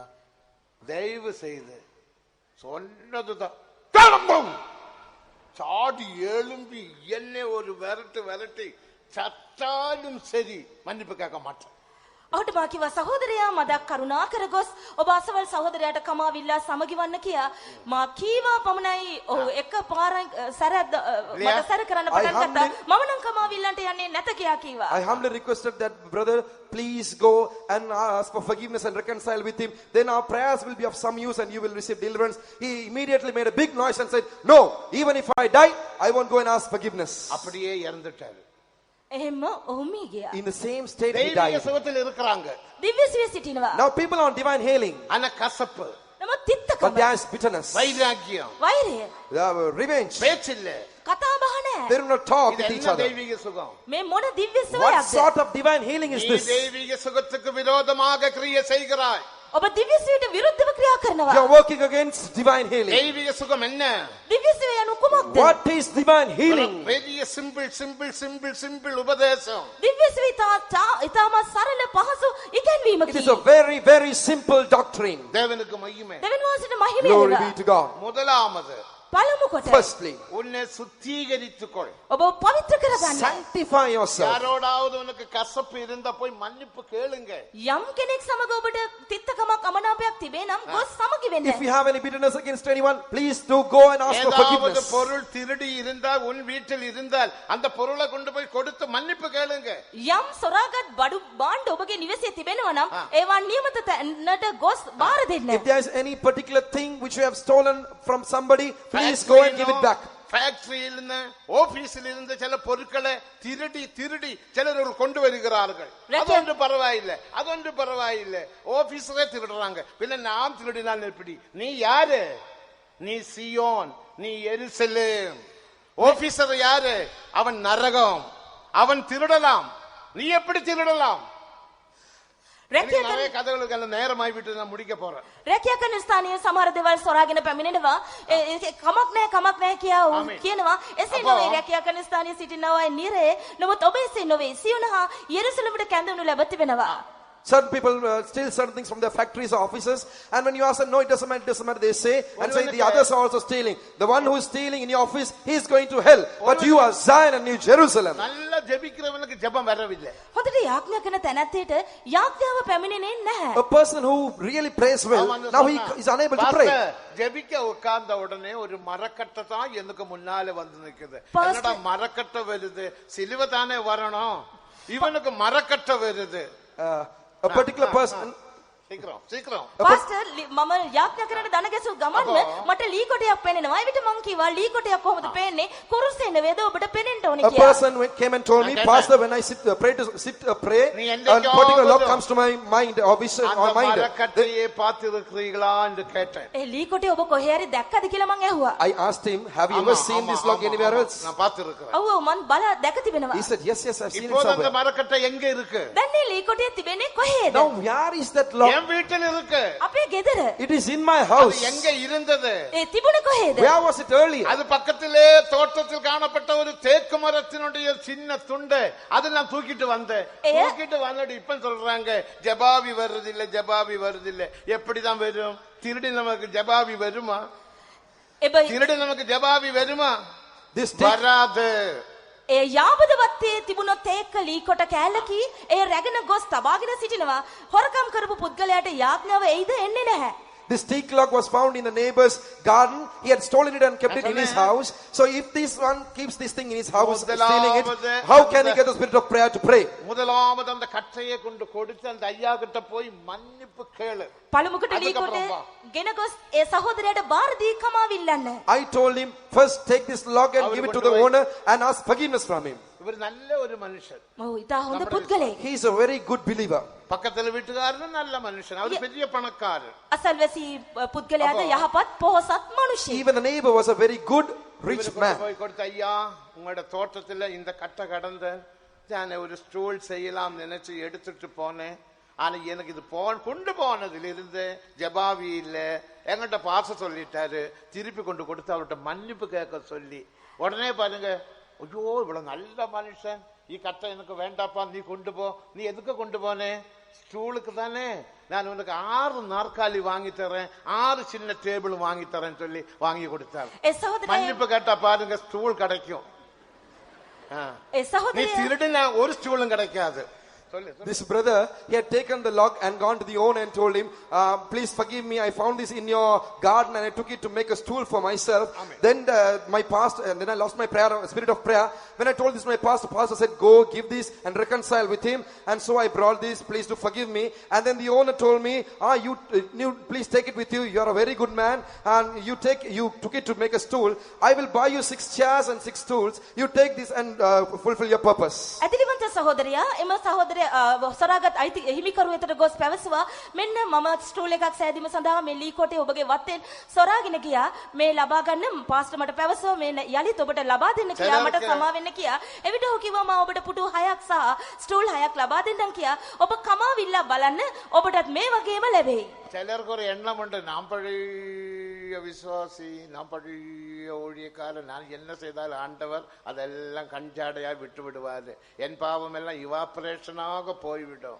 ஒரு வசனம் தரேன், எசேக்கியேல் 33ஆம் அதிகாரம் 14ஆம் வசனம் ஒன்னு படிச்சு பாருங்க. நான் நீதிமானை பார்த்து நீ பிழைக்கவே பிழைப்பா என்று சொல்லும் போது நீதிமான் தன் நீதியை நம்பி அநியாயம் செய்தால் அவனுடைய நீதிகள் ஒன்றும் நினைக்கப்படுவதில்லை. සමහර පරණ ඇදිලිවන්තයන් හිතනවා මම පරණ ඇදිලිවන්තයෙක් මගේ පව් කිසිම දෙයක් උන්වහන්සේ විසින් ගණන් ගනු ලබන්නේ නැත කියා එසේකියල් 33 වන පරිච්ඡේදයේ 14 කියා තිබෙනවා නුඹ නසිනවම ඇතයි මා විසින් දුෂ්ටයට කී විට ඔහු තමාගෙන් පාපෙන් නැහැරි යුක්තියද ධර්මිෂ්ඨකමද කළොත් ඔහු නොනැසී ජීවත් වන්නේය කියා. Certain people, certain believers, certain old believers and old workers, they say whatever I do God will wink at me and he will not take anything into consideration and they think their sins will get evaporated. But when we read Ezekiel 33:14, it is said, when I say unto the wicked, thou shalt surely die, if he turn from his sin and do that which is lawful and right. நீதியை நம்பி அநியாயம் செய்தால் உன் நீதிகள் ஒன்றும் நினைக்கப்படுவதில்லை. 13th verse. 13ஆம் வசனம். 13 වන පදය. If he trust his own righteousness and commit iniquity, all his righteousness shall not be remembered.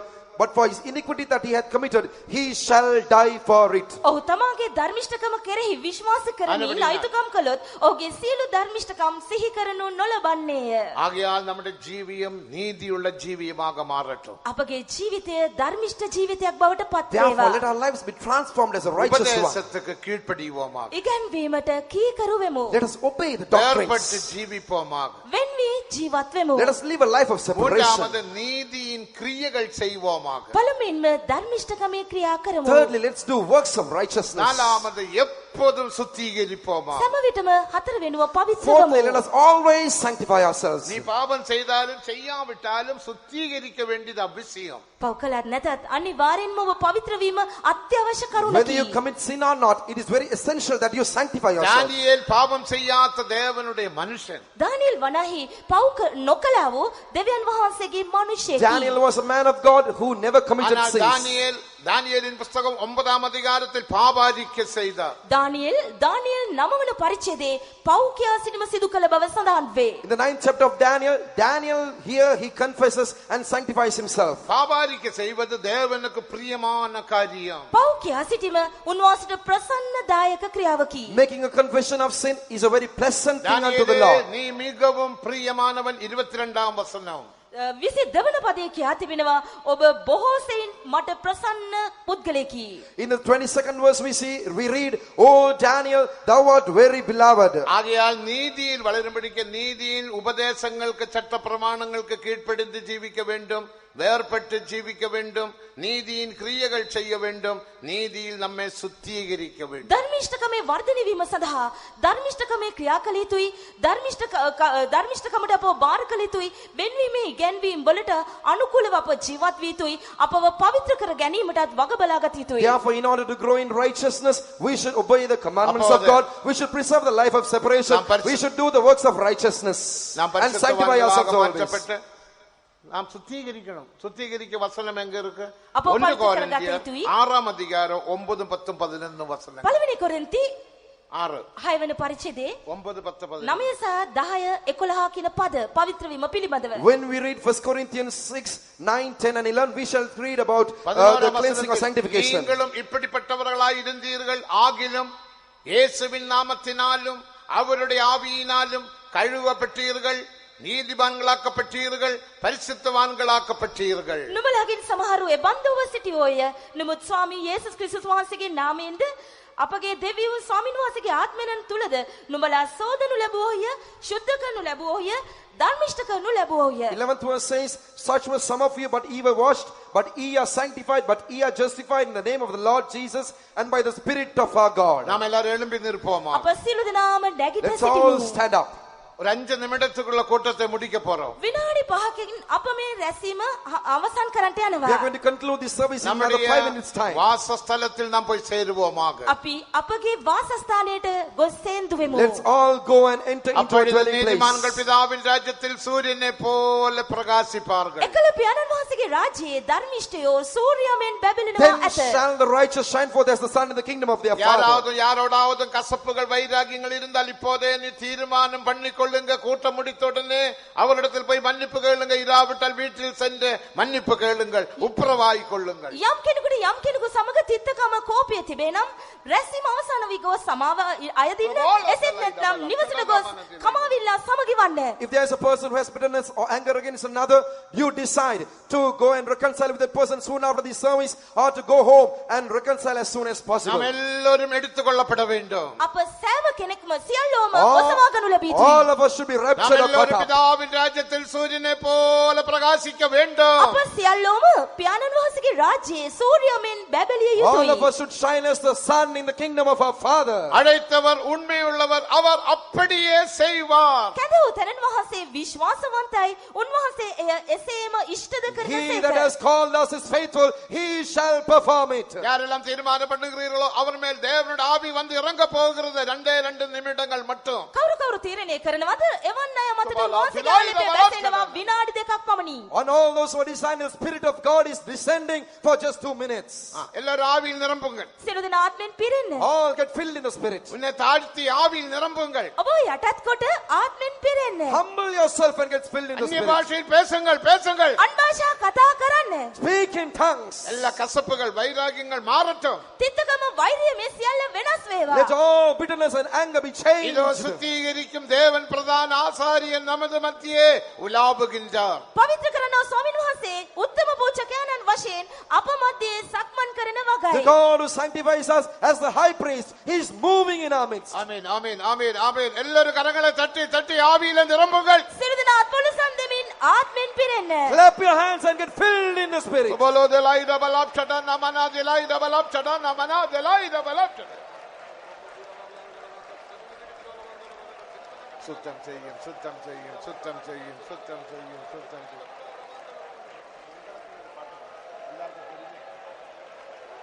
சோதரம், சோதரம், சோதரம், சோதரம், சோதரம், சோதரம், சோதரம், சோதரம். அடுத்து சொல்லு. சிங்களம். சிங்களத்தில் சோதரம், சோதரம், சோதரம், சோதரம், சோதரம், சோதரம், சோதரம். எல்லாரும் கரங்களை தட்டி தட்டி ஆவியில் நிரப்புங்கள். අත්පොළසම් දෙමින් ආත්මෙන් පිරෙන්න. Clap your hands and get filled in the Spirit.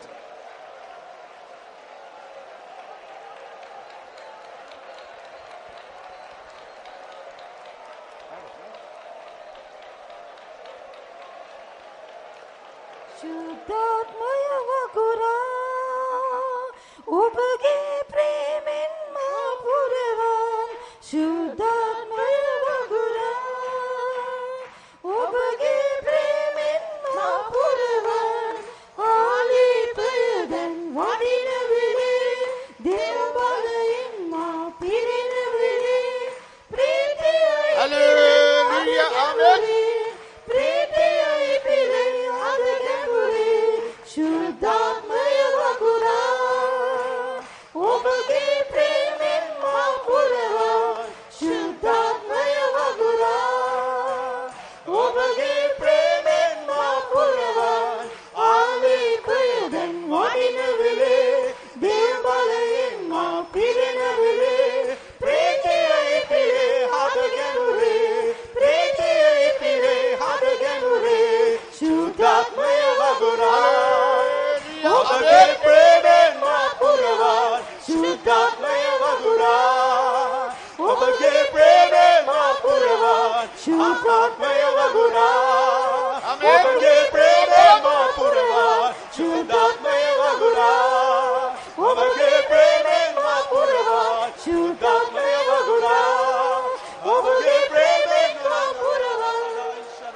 Amen. Hallelujah, hallelujah, hallelujah, hallelujah. Amen, amen. Hallelujah. நம்ம யாவரும் கர்த்தரை ஸ்தோத்திரம் பண்ணுவோம். අවසිර දෙනා උන්වහන්සේට ස්තුති Let's කරමු. all praise God. சோதரம் சோதரம் சோதரம் சோதரம் சோதரம் சோதரம் சோதரம் ஆராதனை முற்றிலுமாக தேவன் பொறுப்பெடுத்து ஆசீர்வதித்தபடியினால் ஸ்தோத்திரம் රැසීම பண்ணுவோம். සහ මුලින්ම බාරගෙන උන්වහන්සේ ආශිර්වාද කළ බැවින් ස්තුති කරමු. The Lord undertook the whole service and He blessed it. Therefore, let's praise Him. சோதரம் சோதரம் சோதரம் சோதரம் சோதரம் சோதரம் சோதரம் எல்லா துதி கன மகிமை கர்த்தருக்கு செலுத்தி ஸ்தோத்திரம் பண்ணுவோம். සියලු ගෞරවය මහිමය ප්‍රශංසාව උන්වහන්සේට පුද කරමින් ස්තුති කරමු. Giving all glory, honor and praise to Him. Let's praise God. சோதரம் சோதரம் சோதரம் சோதரம் சோதரம் சோதரம் பிதா குமார பரிசுத்த ஆவியானவருக்காய் ஸ்தோத்திரம் පියාණන් பண்ணுவோம். වහන්සේ පුත්‍රයන් වහන්සේ ශුද්ධාත්මයන් වහන්සේ නිසා ස්තුති Let's කරමු. praise God, the Father, Son, and the Holy Ghost. சோதரம் சோதரம் சோதரம் சோதரம் ஜெபம் பண்ணுவோம். යාඥා කරමු. Let's pray. සාසුදි කරනවා අපිට කතා කළ වචන නිසා සාසුදි කරනවා ධර්මිෂ්ඨයන් පියන් වහන්සේගේ රාජ්‍යයේ සූර්යාමෙන් බබලන බව වහන්සේගේ වචනේ සුද්ධ ලියවිල්ලේ සඳහන් වී තිබෙනවා. ඒ සදා කාලේ අප ලබන්ට යන ප්‍රතිඵලය පිළිබඳව අප ලබන්ට යන තේජස පිළිබඳව වහන්සේ අප දැනුවත් කර තිබෙනවා. අපට වහන්සේගේ වචනයෙන් කතා කර තිබෙනවා. එම නිසා ස්වාමිනී අප ධර්මිෂ්ඨයන් බවට පරිවර්තන යුතුව තිබෙනවා. ඒ ධර්මිෂ්ඨයන් බවට පත් විය හැකි කෙසේද යන්න ගැන ඔබ වහන්සේගේ වචනේ කරුණ අපට පැහැදිලි කර දී තිබෙනවා. එම නිසා ස්වාමිනී පියවරෙන් පියවර ධර්මිෂ්ඨයන් බවට පරිවර්තන වීමට උපකාර කළ මැනව ගැලවීම බෞතිස්මේ ශුද්ධාත්මය අධ්‍යාත්මිකීම් තුලින් දිව්‍ය සුවේ සාහනිකුත් අධ්‍යක්ීම් තුලින් ඔබ වහන්සේට වඩා ළඟා වීමට ධර්මිෂ්ඨ වීමට උපකාර කළ මැනව ඔබ වහන්සේ සදාකාල රාජ්‍යයේ බොහෝ ආශස්ථානයන් තිබෙනවා. ඔබ වහන්සේ අප කැඳවා තිබෙන්නේ අති උත්තරීතරේ ශ්‍රේෂ්ඨ ස්ථාන හිමි කර ගැනීම සඳහායි. ඒ අති ශ්‍රේෂ්ඨ වූ ඒ උත්පරිම තේජස මහිම අපට දෙන්නත් ඔබ වහන්සේ කැමති වෙනවා. එම නිසා ස්වාමිනී මේ පිළිබඳ දර්ශනයක් ඇතුව ඔබ වහන්සේගේ රාජ්‍යයට සූදානම් උපකාර කළ මැනව අපි යටත් ඔබ වහන්සේට බාර වෙනවා. ඉක්මනින්ම ජයග්‍රහ සභාව ස්වාගත ලබන්න යනවා. එම කණ්ඩායම දකුණු ලබන අපට කරුණා දුන්න මැනව අපි යටත් ඔබ වහන්සේට බාර වෙමු. යේසුස් වහන්සේගේ නාමයෙන්. பிதாவே இந்த வேளைக்காக துதிக்கிறோம். இந்த ஆசீர்வதிக்கப்பட்ட சமத்துக்காக ஸ்தோத்திரம் கர்த்தாவே. வாக்குத்தத்தத்தின்படி எங்கள் மத்தியில வந்து தொடக்கம் இருந்து முடியும் மட்டும் இந்த ஆராதனை முற்றுமாய் பொறுப்படுத்தி நடத்தி ஆசீர்வதித்தபடியினால துதிக்கிறோம். விசேஷமா கர்த்தாவே உம்முடைய வார்த்தைகளை நீர் அபிஷேகித்தபடியினால துதிக்கிறோம் கர்த்தாவே. ஆண்டவரே இந்த கடைசி நாட்களில் கர்த்தாவே காதுள்ளவன் கேட்க கடவன் சொன்னீர் கர்த்தாவே. முற்றுமாய் இந்த மேலான உபதேசங்களுக்கு சத்தியங்களுக்கு நாங்கள் கீழ்ப்படிந்து என்னதான உபத்திரவங்கள் போராட்டங்கள் வந்தாலும் புத்தியுள்ளவர்களைப் போல கண்மலையின் மேல் வீட்டை கட்டினர்களைப் போல காணப்படத்தக்கதாய் கர்த்தாவே நீர் தொடர்ந்து உதவி செய்ய வேண்டும் என்று வேண்டிக் கொள்கிறோம் கர்த்தாவே. பிதாவின் ராஜ்யத்திலே கர்த்தாவே சூரியனை போல நீதிமான்கள் பிரகாசிக்கிறார்கள் கர்த்தாவே. அவனமாக தேவ பிள்ளைகளாகிய நாங்கள் அனைவரும் சூரியனை போல பிரகாசிக்கும்படிக்கு கர்த்தாவே இந்த மேலான உபதேசங்கள் சத்தியங்களை நீர் கொடுத்து ஆண்டவர் எங்களோடு பேசிக்கொண்டிருக்கிறீரே அதற்காக துதிக்கிறோம். நீதியாகிய நம்முடைய கட்டளைகளை கை கொண்டு கர்த்தாவே நாங்கள் மனம் திரும்பவும் ஞானஸ்நானம் எடுக்க பரிசுத்தாவின் அபிஷேகத்தை பெற்றுக்கொள்ள வேறு விருந்த ஜீவியம் செய்யும்படி கர்த்தாவே நீர் எங்களோடு பேசிக்கொண்டிருந்தீரே அதற்காக ஸ்தோத்திரிக்கிறோம். ஸ்தோத்திரம் கர்த்தாவே. விசேஷமா உலகத்தையும் மரணத்தையும் பாதாளத்தையும் பிசாசுகளையும் ஆண்டவரை ஜெயிக்க வேண்டும் என்று சொன்னீர் கர்த்தாவே. ஆமாண்டவர் இந்த நாட்களில் உலக மாமிசம் பிசாசு பாதாளங்களை ஜெயித்தவர்களாய் உம்முடைய சன்னிதானத்திலே நாங்கள் ஒவ்வொருவரும் காணப்படத்தக்கதாய் கர்த்தாவே நீர் அனுக்கிரகம் செய்ய வேண்டும் என்று வேண்டிக் கொள்கிறோம் கர்த்தாவே. ஆண்டவரை நாங்கள் வளர வேண்டும் என்று சொன்னீர் கர்த்தாவே. உம்முடைய கிருபையிலும் மேலான உபதேசத்திலும் எல்லா அறிவிலும் எல்லா வல்லமையிலும் வளரத்தக்கதாய் ஆண்டவரே உம்முடைய பிள்ளைகளுக்கு நீர் அனுக்கிரகம் செய்தருளும். விசேஷமாய் நீர் வரும் பொழுது உம்மை முகமுகமாய் சந்திக்கத்தக்கதாக கர்த்தாவே நீர் எதிர்பார்க்கிறான ஒரு பரிசுத்தமான ஜீவியத்தை ஒவ்வொருவருக்கும் நீர் கொடுத்து உதவி செய்தருளும். ஆசீர்வதியும் காத்துக்கொள்ளும். அந்த நாள் கொண்டு ஒரு ஒப்பு கொடுக்கிறோம். அடியார தாழ்த்துகிறோம். இயேசு கிறிஸ்துவின் நாமத்தில் கேட்கிறோம் பிதாவே. ஆமென். Gracious and loving Heavenly Father, we praise you and thank you for Jesus Christ, the righteous one. Tonight we thank you once again for gathering us in this place. Truly, Lord, you descended upon us with your glory. Therefore, we give you thanks. Thank you, Lord, for reminding us this evening that the righteous shall shine as the sun in the kingdom of the Father. Oh God, thank you for really walking in our lives. Tonight, we thank you for granting us the grace to be obedient to the counsel of God. Lord, in these days as you are speaking, Lord, we want to surrender our lives into the hands of God, so that the plan of God can be fulfilled in our lives. Yes, Lord, you are preparing that glorious city, New Jerusalem, for us, O God. Once the work has been completed in our lives, truly you will come and gather us unto thyself. Yes, when the Lord shall build up Zion, he shall appear in his glory. So, Lord, you continue to work in our lives. Remove all the unwanted things, O God, from our lives, Lord. Remove bitterness and unforgiveness and all the darkness from our lives and fill us, Lord, with the glory of God. Thank you for the great work you are doing in our lives. Truly, this is not the work of man. This is the work of God. This is the work of grace being done in our lives. Therefore, we give you thanks. Thank you once again for speaking to us. Thank you for increasing our faith in you. Thank you, Lord, for removing self-righteousness from our lives. Thank you for filling us and clothing us with the very righteousness of Jesus Christ tonight. Lord, once again this evening, we humble our hearts and commit our lives into your hands. We give you all the glory and praise to you. Thank you, Father. Bless thy children in Jesus' precious name. Amen. Now may the grace of our Lord Jesus Christ, the love of God the Father, and the sweet communion of the Holy Spirit rest and abide with each and every one of us until Jesus appears in all his glory. Amen. Hallelujah.